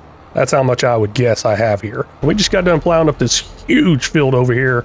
We should probably get some soil samples in, but we'll do that here in a minute. Now, I did get some of the soil samples in previously, but I did not get the edges. I should have waited to get these soil samples, to be honest with you, because I totally messed that up, and I'm going to have to go back through and get them. You know what? Is it going to cost me more money? And oh my gosh, I can't not get the soil samples for the field part that I do not own, which is right here in this section, because that land is not designed to, I guess, have a field on it. Oh well, oopsie. Even right here, can't get the soil samples. Looks like I might be breaking out a soil sampler thing myself. There are some Unreal ones out there. Don't know if I got those mods in here or not. I do know I'm going to drop down that shop deliveries area right there, and we're going to go ahead and get us our next piece of equipment, which is something to pick up these stones. And of course, it's going to be modded, and hopefully I remember to mod it correctly this time, because last time I modded it, I forgot to change the capacity on it. I sure do hope 500,000 liters is enough. Yeah, last time I got this, I ended up leaving the capacity the same, but still did a 50 meter working with. The capacity being only 5,000 liters was an issue. So we're going to bump it up to 500,000 liters, lease that right there for almost $2,000. I'm not 100% sure what's going on here, but it's not registering the full working width. We can see those red lines right there, only taking up 26.2 meters. I'm assuming it's 26.2. It says it right there, so hopefully it's right. But I'm going all the way to the edge of the field here and all the way over here to this right side. I forgot to put in those little markers. I'm not going to worry about putting in those markers because I don't exactly need them. I will go ahead and up this though quite a bit. It goes up to 50, but I think I'll cut it a little short, make sure I get a little overlap on it. We'll go 45. That should do the job. Let's go ahead and create that course. Might take a little while. This is a very big field. Hopefully it does not crash my game. And looks like it did not. So I'm happy with that. Not exactly happy with the line direction you're choosing here, but it'll get the job done. While that is off and going, I'm going to go through and try to get the soil samples here, and we're going to need another tractor for that. Let's run super fast back over to our farm, and we do have a nice Fendt over here. There's a nice John Deere as well, but we're going to go with the Fendt, going bigger, faster, better. I don't know about better, but just bigger and faster. I think I got ahead of myself there. I believe this is the biggest one, I think. I don't know. I don't know much about this. It says 260 here, but it also says 260 kilograms right here. And the reason I think it's the biggest one, it does say XXL on it. So let's go ahead and lease that. Now it does go extra large here, 130. Still the same weight, so it's not 260, 260. I think that's like the diameter it's going to come out to. We'll see exactly what happens there once I go to use it, if I can remember how to use it. I'm hoping the radius on this is really, really huge. It's saying press B to take the sample. I guess first I got to unfold it. Showing the mini map down there of how big this circle is. And oh my gosh, that is huge. Love it. I love it a lot. I am a little worried with this bigger sample range. Maybe that's going to equal more cost for the sample. I mean, bigger sample should be more cost.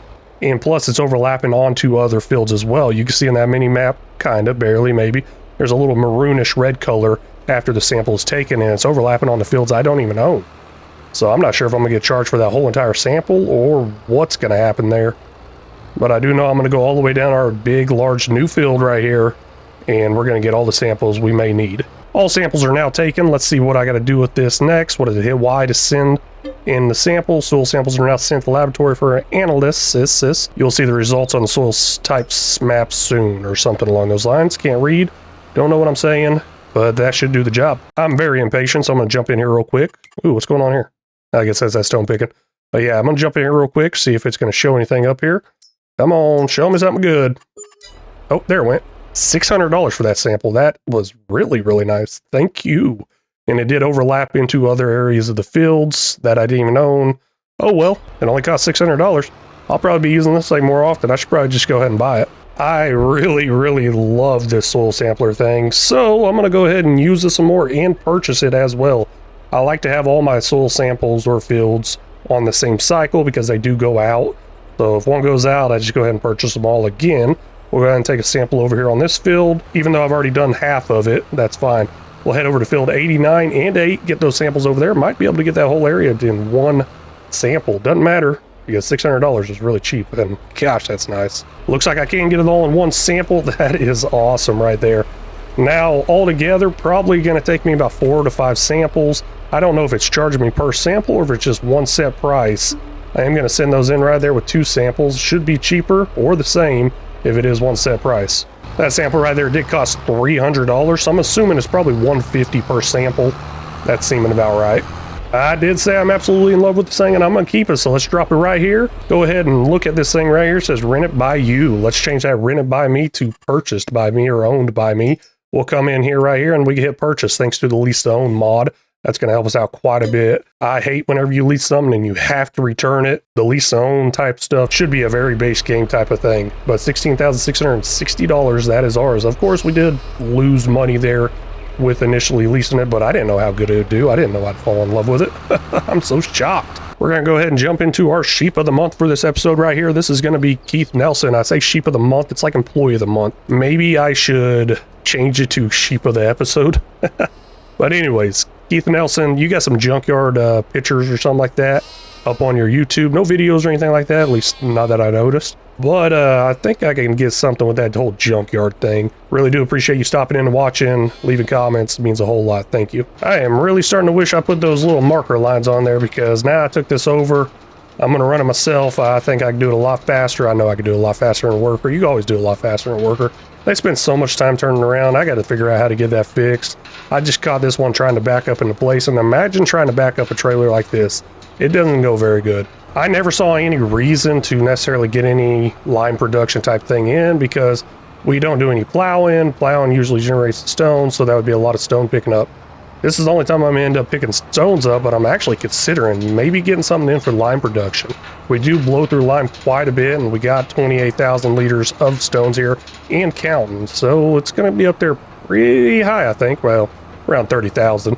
but this will be the only time I do pick them up. So it's kind of up in the air. Do I want to spend that, whatever it costs to get a lime production in, probably 10, 20 grand, or just go ahead and keep buying lime over and over again? And I'm not even sure how much lime will be created with this amount of stones. Might not even be worth it. This should be the last of the stones to pick up. Looks like we got almost 33,000 liters in here. We'll go get that stuff sold off over at the Sell Everything. And I could go ahead and look inside here and see what all got missed. I'm sure some did, like on the edge right here, the edge over here, but mainly there's no big, huge spots. And I'm not too worried about the edges, and I could have left the stones in there. It just does a little bit to the maintenance. Doesn't hurt the yield any. At least I don't think it does. But I don't like seeing them, so they're gone. And I should turn that feature off, because I'm not making anything with these stones in this series. I really think 33,000 liters of stones should be a pretty good payday. I would think it is. Stones is something that's really, really cheap, and you can usually buy it pretty cheap, put it in the lime production, and make lime cheaper than you could buy lime. And we all probably know, if you played this game long enough, lime is fairly cheap. And I'm comparing this to other stuff, like lime compared to fertilizer. Obviously, it's a lot cheaper. But here we go. Let's see exactly how much we made there. $1,646 plus a $73 environmental score reward. That should have probably went down some with the environmental score of having new fields, and of course plowing them and getting them ready. But that was a very, very low number. Really thought it'd be higher than that. I think I'm just getting my hopes up for these sales. It's now time to get some of that seed in the ground here. We're going to go with this Kinsey multi-fruit planter. Unrealistic, of course. One I used previously. Now, I was thinking about taking that mulcher off and giving a test run there to go over to standard planter, 50 meter working with, see if that roller's built into it that way.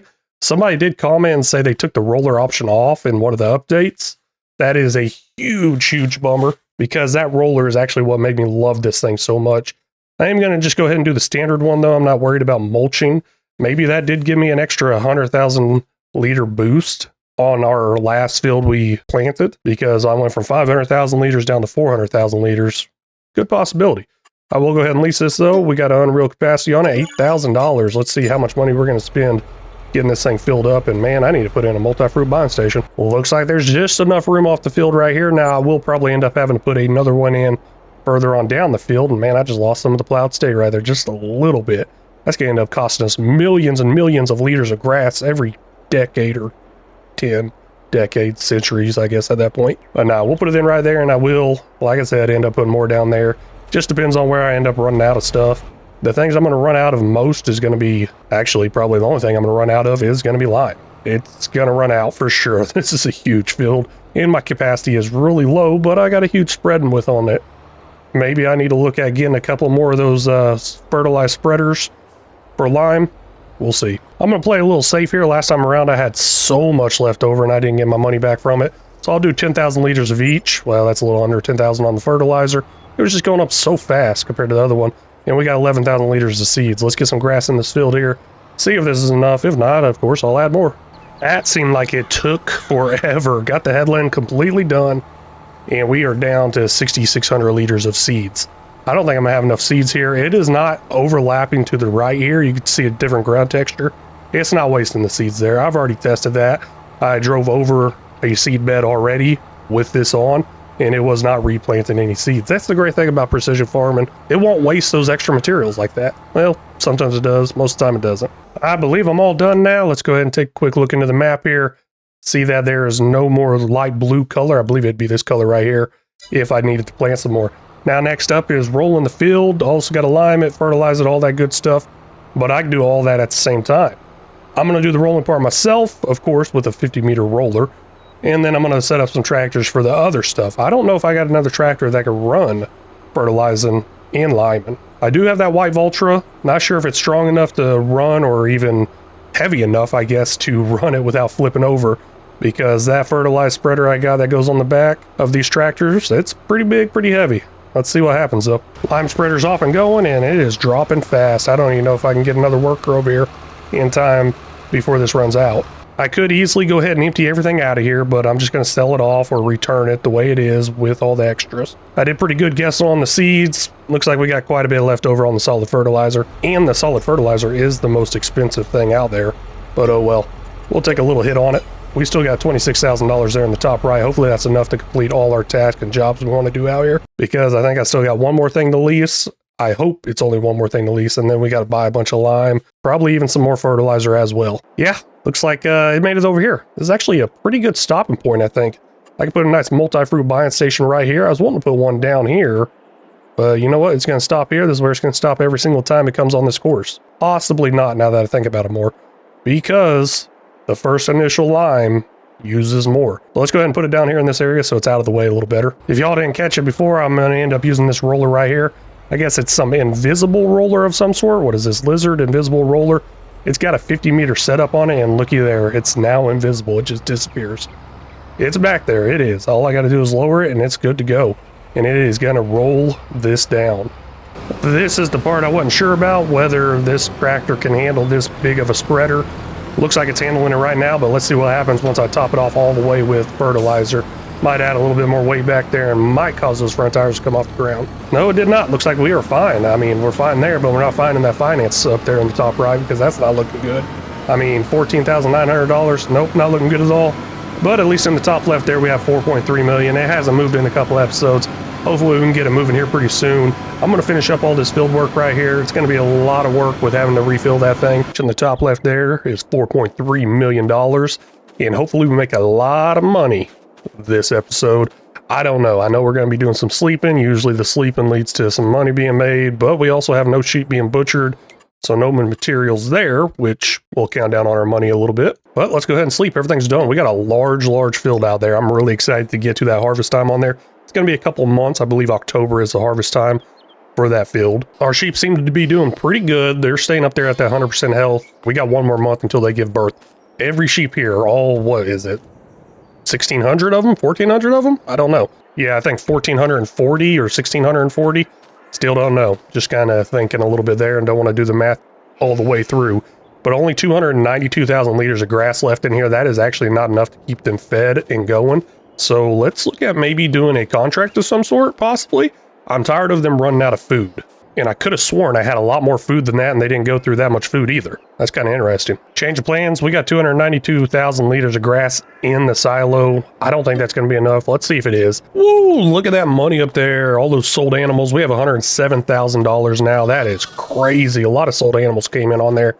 I really hope these pins were set on overcrowding allowed. If not, I'm going to have an issue.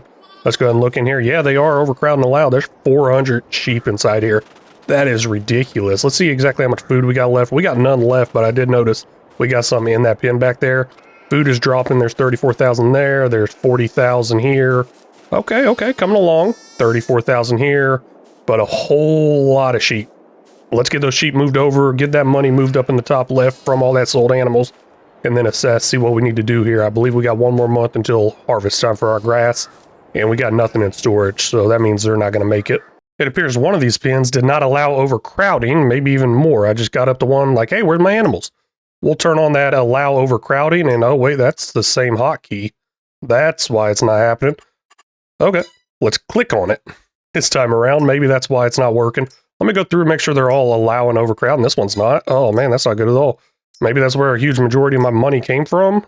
I'm not sure, but 2 pins not allowing overcrowding, and I'm on the top of this. How in the world did I end up there? You know, I got to try that again. How did I end up there? I think I just stepped up here or something, and then somehow I just shot right up there. Interesting. Oh well, who cares? On the plus side of a few of those not allowing overcrowding, that means it just ate less food, because between the hours of midnight and 8 a.m., we got those new babies in there overcrowding these pens, consuming more food. So I don't know if I should take away the overcrowding. Obviously I shouldn't if I want to keep doing the butchering thing.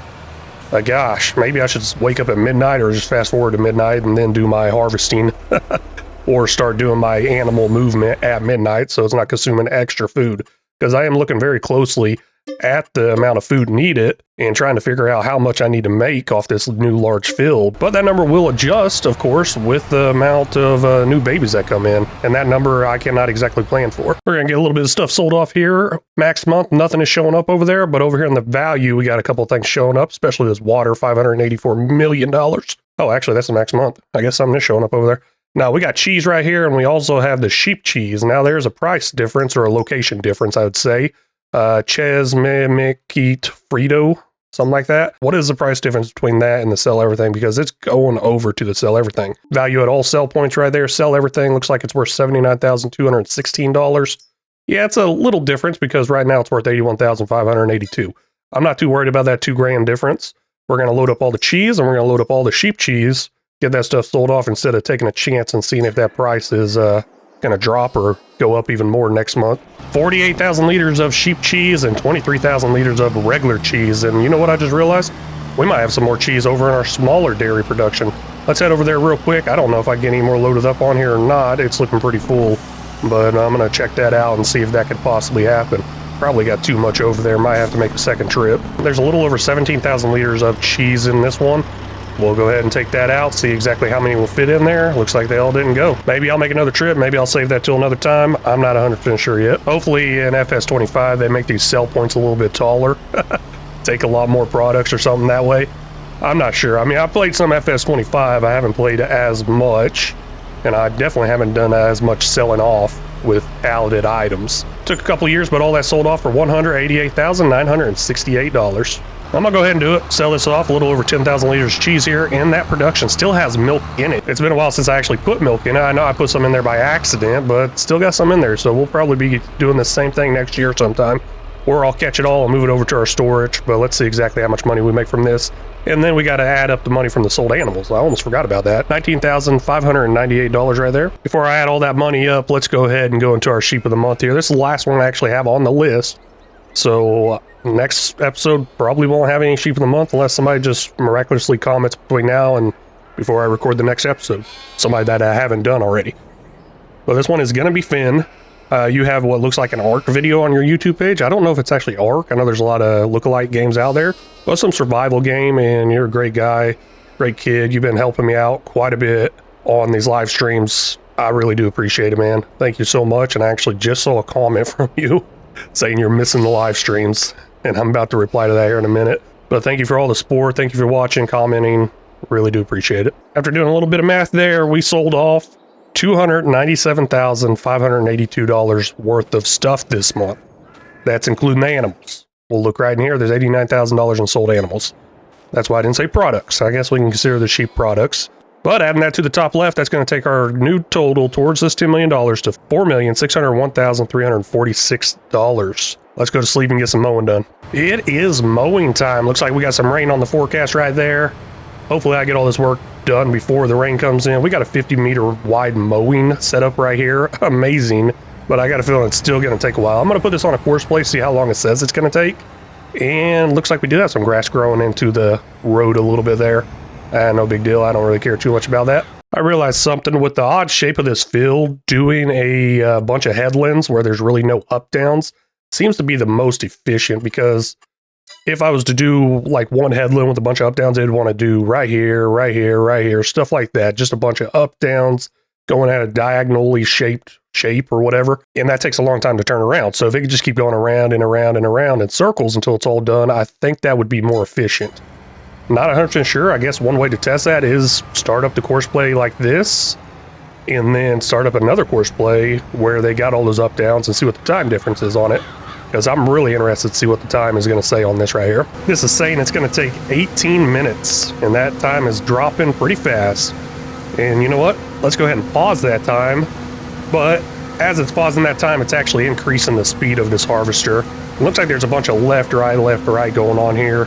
This field is not perfectly shaped on the edges, and we can see that right inside this menu here, possibly. Nope, not that menu. This one right here, maybe? Yeah, we can see the way the lines go. It's just really bumpy. It's going to bump out right here, slow down, because I planned it out here in this area. It will do that throughout. Right here is a little messed up as well. And I'm telling you, as it gets to those bumps, it's going to be a little bit of an issue. And man, did I forget to plant something there. Let's check that out. No, looks like I didn't forget to plant anything. I think I did miss something with the rolling, possibly. There was something I know I missed. Yep, right there. Needs rolling. I just saw it pop in. Probably can't get it to come back up, but oh well. It showed up on there. It was there. Going through the sheep right now, and looks like every single one of these pens did run out of food.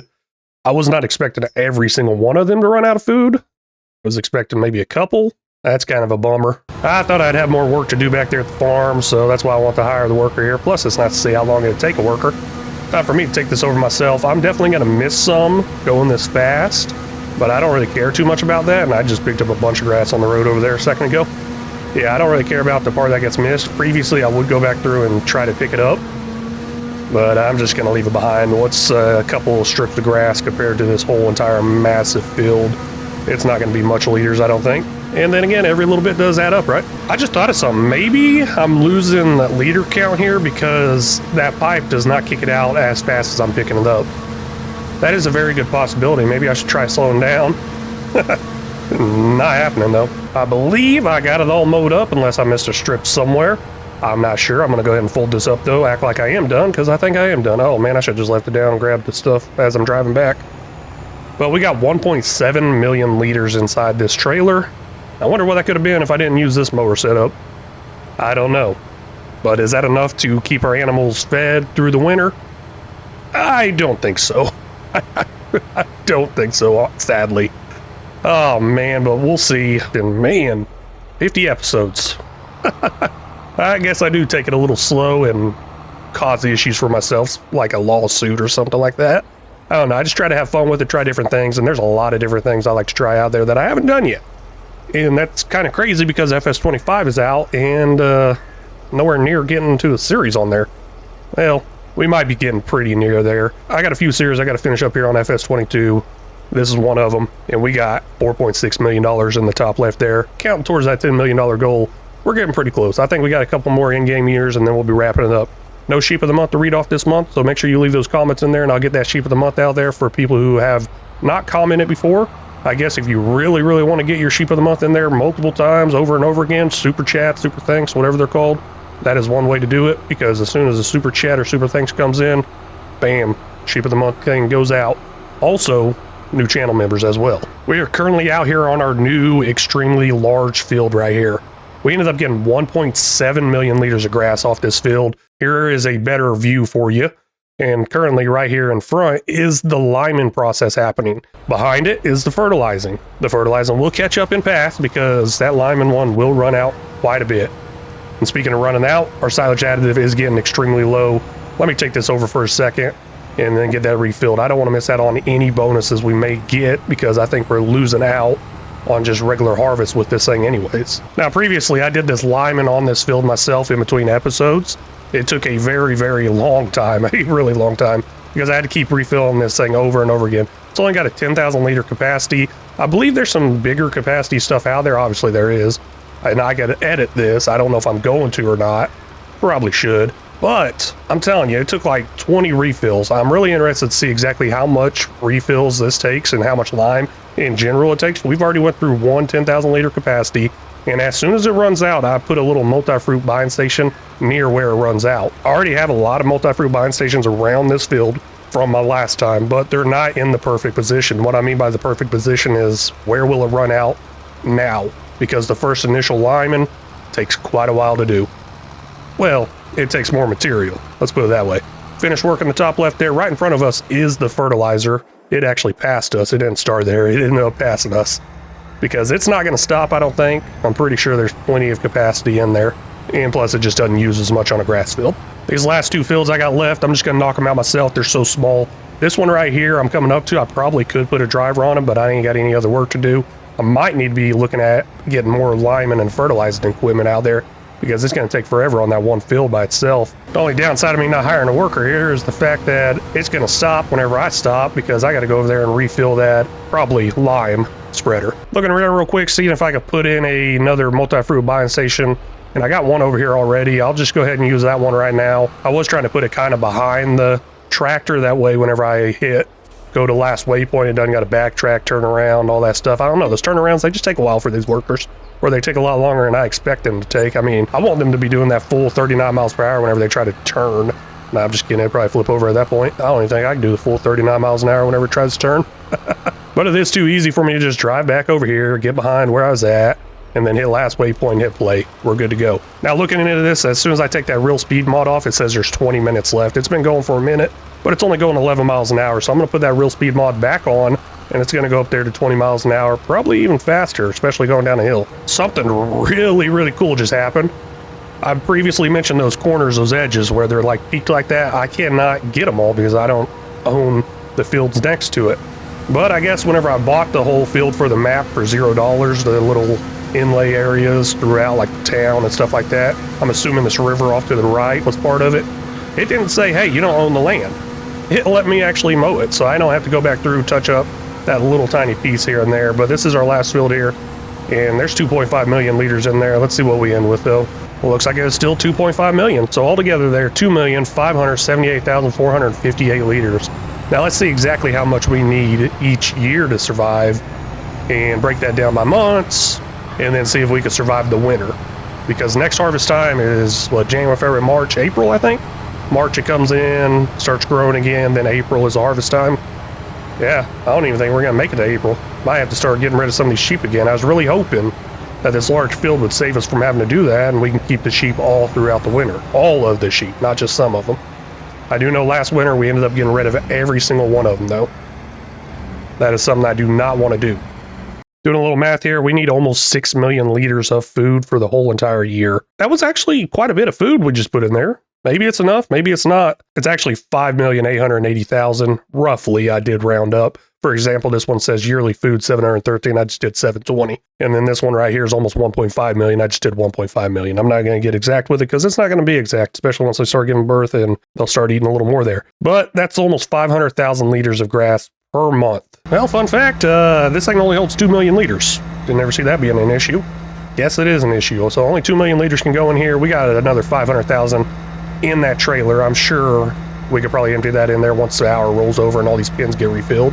With all that food in there, we got 5 months worth. Is that enough? I don't know. I got to do a little counting here on my fingers. What do we got? November, December, January, February, March, April. April is month 6. Oh my gosh, it's going to be really close. And since I rounded up, I'm not sure. They shouldn't give birth before then, so it's going to be really, really close. We might have enough grass here. I can't believe I'm saying that. Of course, a full year of harvesting might give us enough grass as well, because I wait 3 months in between harvests to harvest again, 2 or 3 months, something like that. I can get 3 harvests of grass each year, and then winter hits, and then another 3. I think that field's going to give us enough to feed these sheep. I'm so excited about that, but I'm not excited about how long it's taking this stuff. Let's see about getting some more lineman equipment out there. I do have another tractor that does not have anything hooked up to it. This Vulture right here can run one of those same exact fertilizing things. Now we'll go ahead and purchase another one exactly the same, and I'll go ahead and start using it on our other fields to try to get ahead of that limer and just let that one lime worker go away to that large field. I mean, we could get a new tractor too. That Vulture is a power shift, so it takes a while to shift. Yeah, I'm going to do it. We're going to get us a 7R. Not as big as our other one, but 388 horsepower to fertilize stuff. Yeah, that should be plenty. With a couple adjustments here, it comes out to $176,403, $57,000 in extras. I guess there's an engine upgrade. Man, but this Isorea Pro Compact, that thing's so expensive. I'm not even sure if I really need it. I guess maybe it'll use the right amount of fertilizer. And then buying us another fertilizer thing here that holds 10,000 liters. That's almost 30,000, 29,500 to be exact. And we're down to $95,000. Not bad, not bad. So we don't have to use this Vulture. I just don't like the whole shifting through and shifting on the hills and stuff. It really is a pain whenever there's a lot of weight to it. And I guess these fertilizer spreaders don't have much weight to it. They might be weightless, because I could have sworn they would have lifted the tires of that Vulture off the ground, but they don't. I don't know exactly how much I started with on this field, but we are almost out of fertilizer. We're down to 506 liters. I don't think I started with a full 10,000 liters, because I thought, hey, it wouldn't use that much. Looks like you used quite a bit. So I'm going to need to make sure I come in each time with a full thing of fertilizer onto this field. I do have other fields that have been limed already because of that one I purchased, so now I'm just going to follow up behind that, getting the fertilizing done, and then of course let that worker keep going away at the lime, and it is taking a while. I believe we're up to 40,000 liters used already on the lime. This is all done here, so we ended up using, I believe, 40,846 liters probably? I don't know, just doing some math there in my head. Not sure if that's even right, but 40,000 some liters. Quite a bit of refills. A lot less than before, I'm telling you. I was doing like between 10 to 20. It was ridiculous. There's one more field out there that has not got limed yet. I'll go ahead and run this one over there, see if it can beat the other worker to it. I don't think I'm beating that other worker over there. Nope. There's a finished worker up there. Let's see what that one is. And yes, it's this other lime one. It is actually right next to the field I was heading for, so might as well just go ahead and use this one. All done with all the field work, so we're ready to go ahead and start sleeping through these months. Of course, I got to keep an eye out for best sell prices and everything like that. I think we might get a little bit here and there. And the cheese is actually up there right now. I kind of just don't want to make an adjustment to the money again. So I'll probably save it because obviously we ain't got much cheese left. Looking into it right here, $14,000 worth of cheese, just regular cheese. Now the sheep cheese is not up there, and that's why I'm glad I went ahead and sold it all last month because it went down in value, even though it's same next month. I'm not going to worry about that $14,000 in cheese. I'm going to wrap it up here, and then we'll see next episode if we can survive winter all the way up to plan time because I'm pretty excited to see if that actually can happen. In the top left there, we have $4.6 million towards our goal. Just going around picking up the milk, getting that stuff delivered over to the production. That is one thing I still have to do. There's a mod out there that is supposed to kind of take care of this, but it doesn't exactly take care of the milk. It does take care of the wool really well, so that's one less thing I gotta move each month is wool. And that is a very good thing, especially since I have so many different productions that wool is going to. At least this milk right here, 2 different kinds of milk, sheep and regular milk, they all go to this one production. But we can see 3 Granny's knitwears over there to the right, and then I even got one down the road a little bit as well. That granny down the road nobody likes. Let's just put it that way. The big question today is, can we survive winter? It's going to be really, really close. 1.6 million liters in there. Now that thing only holds 2 million liters. That's why we have some extra left in this trailer here. 578,000 in this trailer to be exact-ish. Exact-ish. I mean, that doesn't really go together, does it? Now, I'm not perfect with math or anything like that, so the only way to figure out if that's going to work is time. Time will tell, right? Ain't that how that saying goes? Time will tell. I've only slept 1 month. We got all the grass in the silo now, leaving us with almost 1.7 million liters. Let's see if that lasts all the way until springtime, but until then, I got to keep an eye on product sale prices and moving these items out of the way. Possibly even got to start moving these out of the way. I know we put a bunch of sheep in there. A bunch of sheep equals a bunch of products. 15,000 liters of mutton and 12,000 liters of animal fat inside this production. That might be a little too much. Nah, I think we doing good. 100,000 liter capacity for animal fat, and then the mutton. Getting a little close. We're a little over halfway there, but we are fine. Looking real close into the animal pens, look like they split up 3 times. Each pen did the exact same thing, so that must be pretty normal. Surprised I haven't caught on sooner, but we got some up to 60%, 40%, and 20%. Each one of these pens is going to have that same exact thing, but different numbers.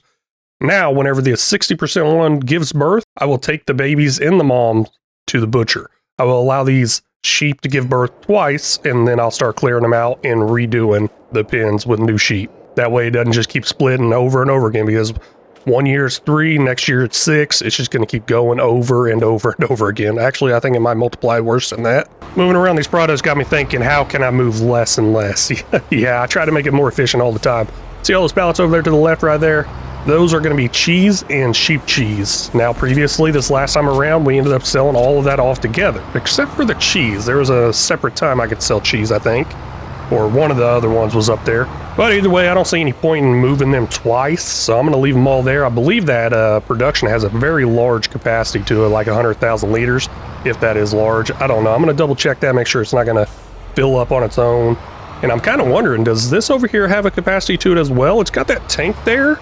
And whenever I came over here to pick up these pallets, they were completely full. Now, I did not pick them up last month, so each month does not fill it up all the way. It takes 2 months to fill it up all the way. Oh, no, this dairy does not have much capacity. It only holds 10,000 liters of cheese and sheep cheese, just 10,000 liters of all of them. Well, I stand corrected there. Butter is 15,000. And looks like we're pretty full here, so I guess I am going to have to move this stuff over to storage. Not the best of storage is, but it works. Maybe we'll get a new one day. In a very smart and efficient world, I would actually edit these XML files to hold a whole lot of material, so I never have to check them out like this. I wouldn't let them spawn out. I would just wait for them that sell time to come around, then grab that one item. But I'm not very efficient at this, and I just don't want to mess with the XML file right now. Every time I think about it, I'm like, I'm so close to done. I mean, what is that? 4.6 million in the top right there? Yeah, no, I don't think I'm anywhere near close to done. Well, almost halfway. Maybe I didn't need to move that cheese and sheep cheese. Gosh, you gotta be kidding me, because it is now on best sell price. That's a weird one, because October's the high point, but sheep cheese and cheese right there, both up there really high. I mean, that's $100,000. I don't want to move it right now. We'll wait around till next year, get a good couple of trailer loads. Yeah, we'll hold off on that. I just got to get through the winter months, get some mowing going. Now, I was thinking about a little more. We have 688,000 liters in here. I don't know if we're going to survive the winter this time, but I think we'll do it next time, because our last mow, we got about 2.5 million liters of grass. And I believe each year we need right around 7 million liters of grass, or between 7 and 8. And guess what? 2.5 times 3, that's 7.5. So we're going to be cutting it really close. Maybe not survive winter, but we should be able to survive it next year without having to add a field. Oh no, guess I wasn't paying attention. No more space to place new pallets of sheep milk at the sheep. No! Wait, which one is it? Is it this one right here maybe? No, that one's not full. This one over here is full. Goat milk, 0 liters. I guess the goat milk goes in here and the sheep milk goes out on pallets. This might be what they're talking about. Ah, man, I messed that up. Lost some stuff there. Oh well, maybe it doesn't take 2 months anymore to be completely full. And then this one over here, it's not full yet. So it's not talking about this one. It's talking about that Dragon's Den one. And you know, while sleeping there, I had a nice dream thinking, not really, I was just thinking while I was loading there. But I realized something. We may have enough food. Let's see why. Now here's the thing. Last time I picked up some of these pallets whenever I thought it was full, it looked full. They actually started loading new pallets in. Will it just go ahead and load in the pallets like it has the capacity to it? It's not looking like it. Maybe I was just seeing things last time around. 202,000 liters of grass left and 2 more months until we start harvesting some more. I think we might make it, possibly. There's a reason for that. Some of these sheep just gave birth. So we have some in the 0% reproduction. I'm going to get rid of them and the babies that just came out. And that's partially why that milk got overcrowded, because I guess on a second birth, it gives more milk or something like that. I have no idea how that works. Not only am I going to be removing these sheep and lowering our food requirement this month, I'll be doing the same thing next month as well, because we have these ones right here that are at 80% reproduction. So the food is just going to get lower each month until we get to harvest time.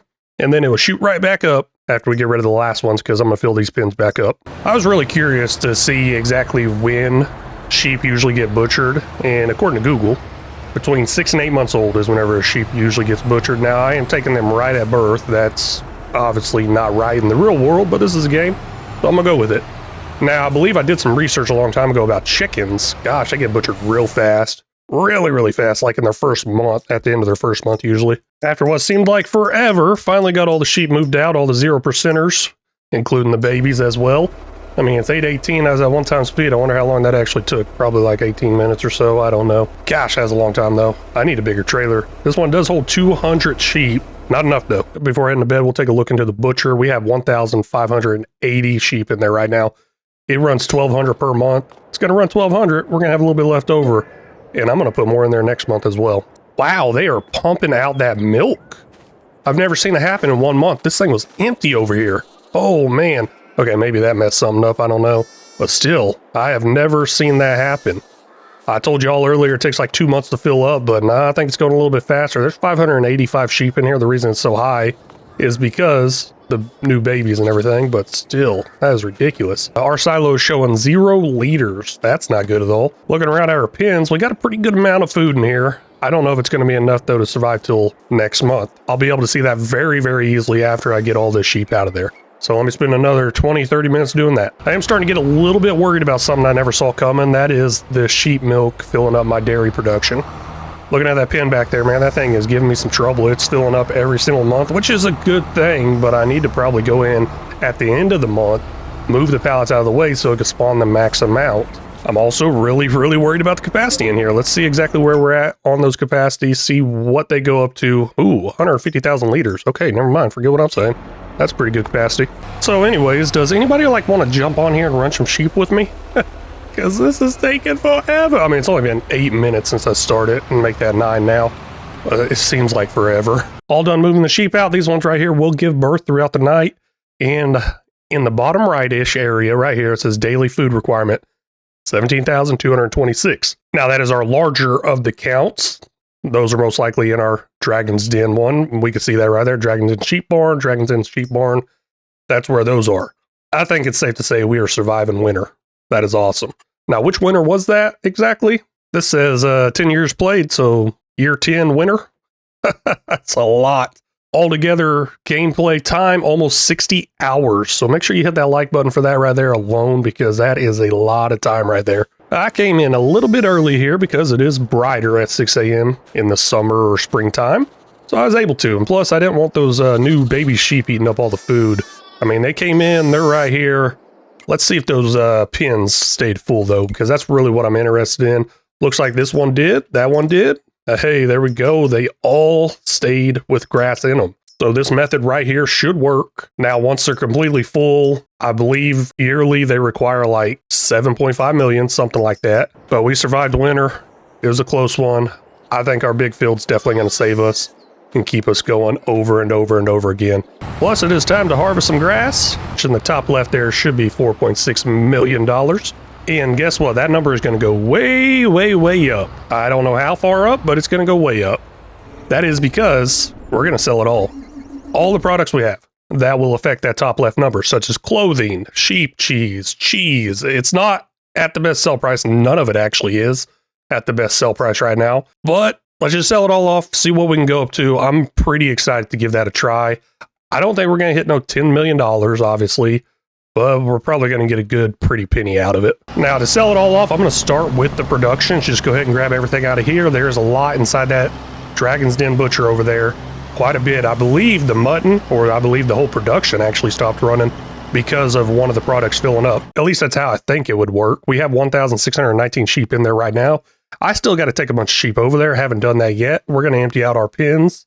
This is the last cycle for them to give birth. So the moms and the babies are all gone. Then I'm going to fill them right back up. That's kind of the pattern I'm going with the sheep. And whenever I came in here off camera before I started up, the mutton was at almost 30,000 liters inside the production.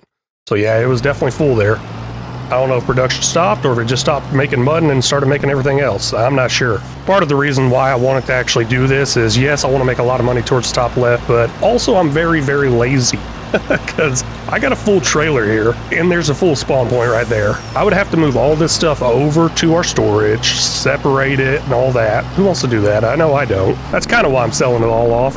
Plus, maybe we will get $10 million this episode. I have no idea. I really don't think we will. I think we're going to come up short. I'm going to guess. I'm going to go ahead and put in my guess right now. So we're at $4.6 million. I'm going to say we're going to finish between 7 and 8 million, I think. Let's see what happens, though. I won't add it up till the end. I'm going to add up each one of these individual cells together at the end. And there we go. That right there sold off for $351,621. Not sure what happened here, but it decided to go ahead and stack 3 high right there, popping out the top. I don't think this is going to sell very good as soon as I undo the straps. I was expecting one of them to fly out, but they did not fly out. Let's just go ahead and unload it, reload it back up. Got a mixture of a lot of meat products in here and then clothing in here as well. But as I move, these things don't always line up perfectly in here. And yep, it did not line up perfectly in here. Looks like I got 1 pallet left on the ground. Maybe even 2. I do see one back there. But it should be completely full right now. 72,000 liters is what this should hold. As long as each one of those are 1,000 liters. It holds 72 pallets. Let's put it that way. Looks like I had a few pallets kind of fall out there, which is expected here and there, especially with how much I'm loading this down and getting it full. Well, it's really not expected. It shouldn't do that at all. Maybe I should close the cover, but I like to leave it open and see exactly where I'm at. Oh my gosh, that broke up in cells. I gotta write both those down. 476,241 and $10,146. Now, when I say everything, I meant every single thing. Strawberry ice cream, it's finally getting out of here. Whatever else is inside this production over here, it's finally going as well. Why are they loading up?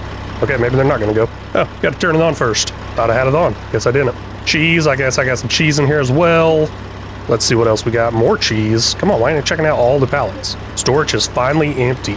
I'm finally done with all the production. It's time to start checking out stuff here. We got 139 pallets, and each one of these pallets do count towards the top left because it is sheep type products. Let's start getting them all out, getting them all loaded up. I don't think these cells are going to be quite as big because I've already went through the big money makers like the mutton. There's some mutton in there actually, but I went through a majority of the big money makers like the mutton and the cloves. Those are really high value ones.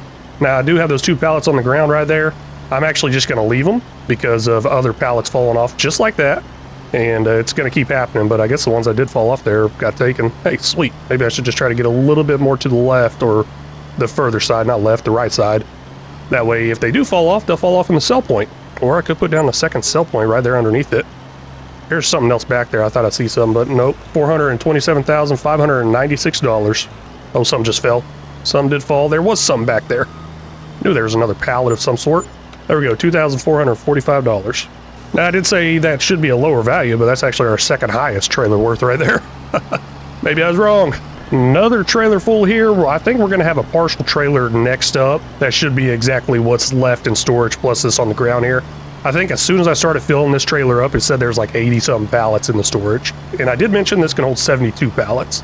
There we go, all done there. $385,733. That is what I like to see. Storage is empty.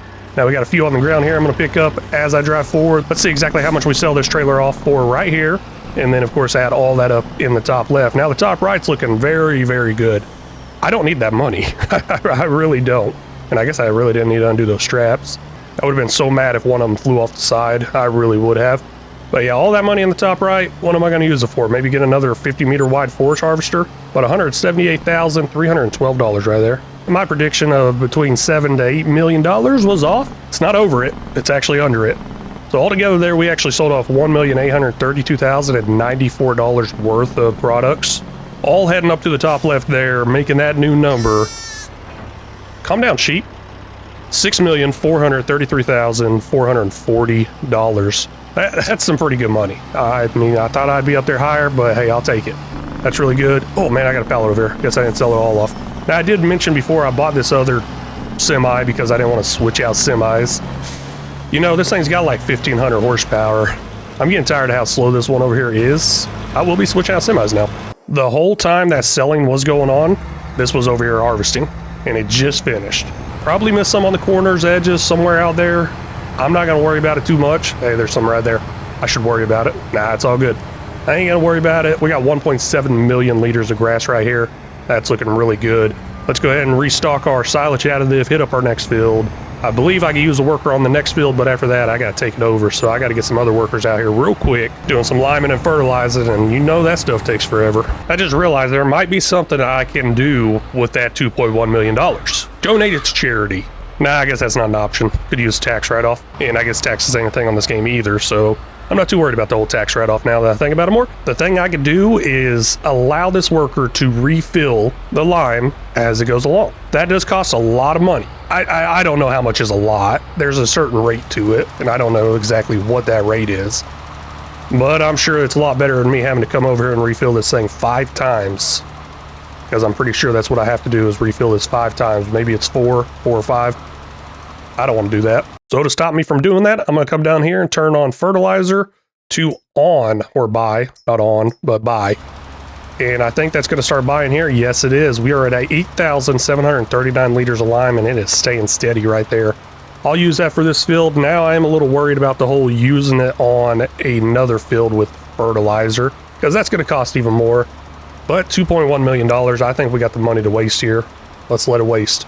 All done with mowing, close to 2.6 million liters of grass in here. And it would probably be 2.6 or even closer, because I forgot to undo the cover on that trailer whenever I started up this field right here. So I started like right there on that corner, right over there. And I think I made it to that pole behind me and realized, hey, that's not open. Why ain't that going up? Well, I realized the number ain't going up. Then I was like, wait, my trailer ain't open. I hired a driver to drive over here to that location, and they closed the trailer cover. Still my fault though. Let's get this stuff to the silo, get it to the sheep. And speaking of the sheep, we gotta get rid of them all. I still have not done that yet. And then we gotta buy new ones. Got the last of the sheep here in this trailer, not much, like 100 and something in here. And I was thinking a little more, like I won't have to do this for a while because I'm about to refill all these pens with new sheep. And it's gonna take another 5-6 months, I guess, before they give birth. But we got almost 2,000 sheep in here. 1991 is exactly how many is there. It is gonna go up over 2,000 though, as soon as I start adding these. There's 2024. There's 2062. Let's see if I can live that long. And then I can't see it anymore. Darn. There was something that crossed my mind as I was starting to take these sheep out. As I take out the mom, I should go ahead and just replace that sheep, that number of sheep, with something else, with more sheep, that is. Now, one way to tell me I'm on a different cycle and I'm not accidentally allowing them to give birth like 3 or 4 times, besides their age, is I could just change out the color of the sheep. But now that I'm thinking about it more, I guess I could just look at their age. I didn't even think about that. That would be pretty easy. And then by doing that, that would ensure that the pens actually stay full and I won't have to wait so long for another birth. I'll end up probably having sheep come out every single month almost. And then thinking a little bit more about the whole keeping the sheep pens full. Do I really want to keep them 100% full? I don't know. And do I want to have to move sheep for like 20-30 minutes every single month? Kinda don't want to. We are here in the month of April. Of course, we're here in the month of April. That's where y'all saw it. But this is not the same April y'all are thinking about. We're 1 year into the future. Here, let me prove it real quick. I've been a little busy. Got a bunch of pallets down there on the ground, left, right, all over the place are pallets. And the reason I went a year ahead, because it was the same stuff. Mow, feed, pick up, move. Went ahead and did all that off camera. A lot of stuff got moved around, including the sheep. Went ahead and sold all them off. But guess what? I didn't leave it all completely out. Let's see how I got here, and then let's start selling all this off. Well, that's probably a crazy plot twist y'all didn't see coming, because I definitely didn't see it coming either. I was going to make a new episode here, but I don't think I'm going to have enough content. We're now in October. Saw you in April there. Well, actually, I saw you in the next April. We're doing a little time traveling here. Working my way up to that big sale that you guys are about to see. All the sheep have given birth and been replenished. Instead of letting them do 2 births, I just let them do 1 and then switched them all out. Tons and tons of sheep inside here. We got almost 2,000 sheep inside this butcher. It's going. Winter months left to go. I'll be seeing y'all in spring, probably April time. Let's see if we can get that $10 million. I sure hope we can. Now December here, and we still got a lot of progress going on. A lot of pallets being moved around. Animals being fed, a lot of grass. I think not getting mowed anymore. We're completely done with mowing. That's awesome. We're getting closer and closer to that time travel date of April. We're in January now, and there's one thing I want to do before we lose it. That is look inside this finance tab right here. We see sold animals back in September and October. The reason they're split up like that is because I mentioned earlier I forgot to add some. And those sold animals sell off automatically once they reach double the capacity. In the next 2 months, I should be getting some more sold animals. Possibly, because next month, this group is going to be sold off. Well, not that group technically, because that's 60%. This one, where is it? That one, and that one. There we go.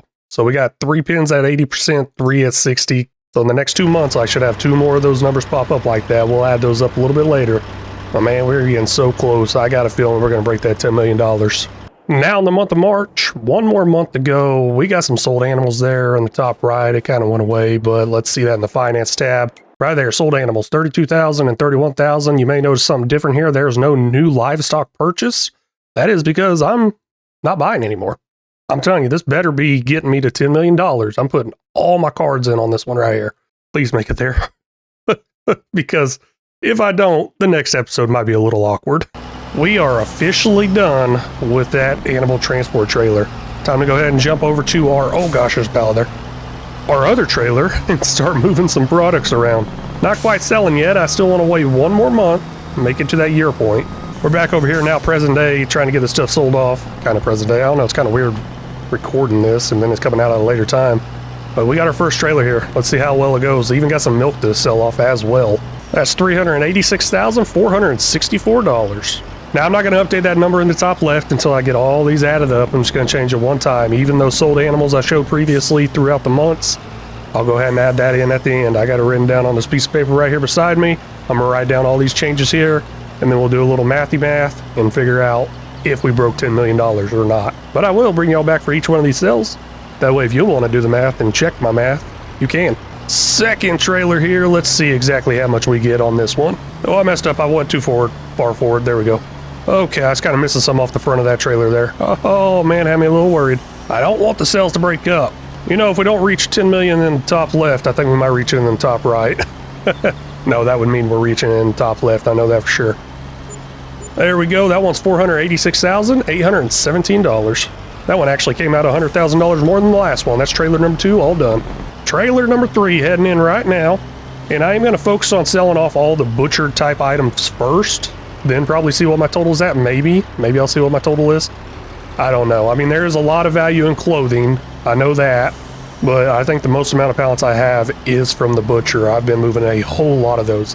I do have milk laying around, so just in case I come up a little bit short, I could shove that milk into the production and give me something a little more valuable like cheese.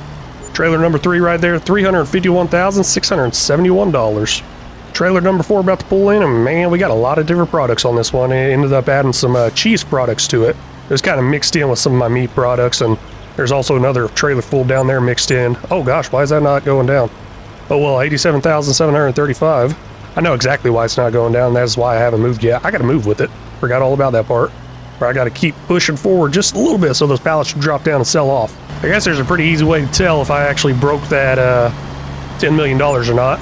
But that one's $300,677. That's the fourth trailer, all done. That easy way to figure out if I broke $10 million or not is just try to remember what I had whenever I started selling this stuff off. I believe I was like 1 million something. So yeah, if I get the 5 million in the top right, I know I beat it. It's all done. So I'll probably stop at that point and then see what our total is. Trailer number 5, trying to get in there. I keep getting caught up on those connexes to the side there. Maybe putting those there wasn't a good idea. But too late now. We're almost done, I think. Trailer number 5 all sold off there. $270,267. Wow, that is a really close one. So 71,000 liters of clothes on this trailer. I'm one pallet short from a full trailer full here. Thinking about skipping some time so I can get another pallet on here.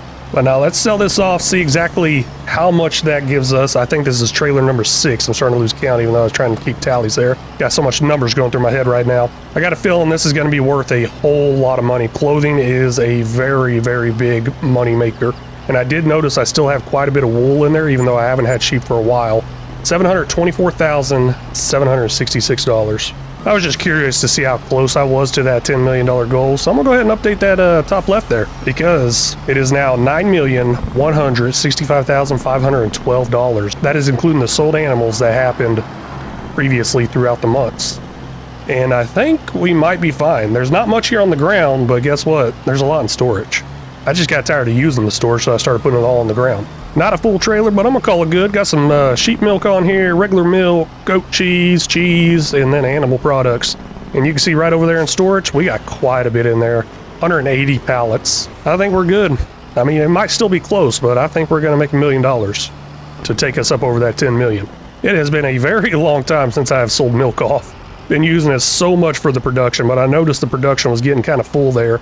So I backed off on putting it in there, trying to use up everything.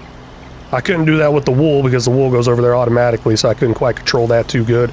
There we go, $103,290. I am not liking that, not at all.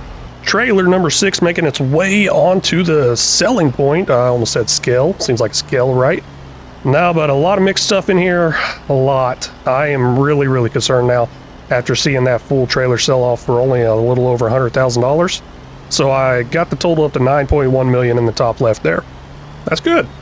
And then we sell off a full trailer for $100,000. Maybe I don't have it. That one right there, $152,589. And that does not help any. I guess it helps a little, okay? Wait, what trailer did I say that was? I think it's like trailer 7. That was trailer 7, right? Who cares? I lost count. I believe I only have one more trailer worth in storage. I don't even know if it's a full trailer. I think it might be a partial trailer. And then, of course, the ones that are falling out, I guess I get to add that to my next trailer, right? The one that flipped upside down right there will not sell off all the way. It will sell off if it's on its side, but upside down it will not sell off, so that's kind of a bummer there. Hopefully it flips back over, or hopefully I push it out of the sell area. Trailer number something's all done there, $282,043. Now I'm going to attempt to move those pallets back there. Let's see if that gives us some extra money or not. Come on. You know what, we'll just go ahead and... Nope, let's not sell it. Oh, it took that. $754. Look, I'm taking every little bit, okay? It's coming down to like the dollar here in a minute, probably. This is ridiculous. Oh, man, I think I paused it. Crap. You gotta be kidding me. I think I hit the wrong button. Anyways, let's do a little math here from last time I talked to you to the number we got in the top right there. I just sold off that trailer. Man, this is ridiculous. I can't believe I messed that up. I'm sorry. Just sold off that trailer there, got $406,785 from it. That's going to take us up over the $10 million. Let me add it up. See the exact. Our new total in the top left is $10,110,973. I cannot believe I missed that last sell. I was so shocked too about it actually getting over 300,000. I swear it did. I didn't add no money in there or anything like that. I promise. Okay. I don't know what happened. I'm pretty sure I had the recording paused or something. I don't know. Maybe I got it. Maybe I'm just talking about nothing right now. Well, this doesn't help my case any. It says $337,908 right here, miscellaneous. I was about to say if I was to add in money, it would be under miscellaneous right here. Where in the world did that come from? I guess some of the products that are saying it's not taken there are probably selling off into that area. I don't know. I swear I did it. I mean, it was a long goal, a lot of episodes. Y'all believe me if you want to believe me. But we were all done with this challenge. $10 million has been reached from sheep and sheep products. A really big goal there. Took forever. If I ever decide to do something like this again, please just send me a link to this video right here of me telling me, no, don't do it. I'm just kidding. I'll probably end up doing it again sometime. Now, can we make another $400,000? Yes, we can. Let's look at how. We still have 825 sheep in here. Tons of products still can be made from the sheep. On top of that, we also have sheep milk and some milk in there, making more cheese. And then here's the big money maker, the clothes. I could skip a couple of months, get that clothes all taken care of, get that money up there, but I'm not going to do that. I hit that $10 million, whether it's on there or not. It happened. Either way, I do want to thank y'all so much for watching. I really do appreciate it. Y'all watching from episode 1 to now, thank you. I mean, that's amazing. Either Supercut 1 to now, that's amazing as well. Thank you so much. Big goal, big progress. Can't believe it happened. And if y'all haven't already, please make sure you hit that like and subscribe. And if y'all got any tips, tricks, or suggestions, feel free to leave them down in the comment section because they're always welcome. Very much appreciate it and very much need it. And until next time, y'all take care.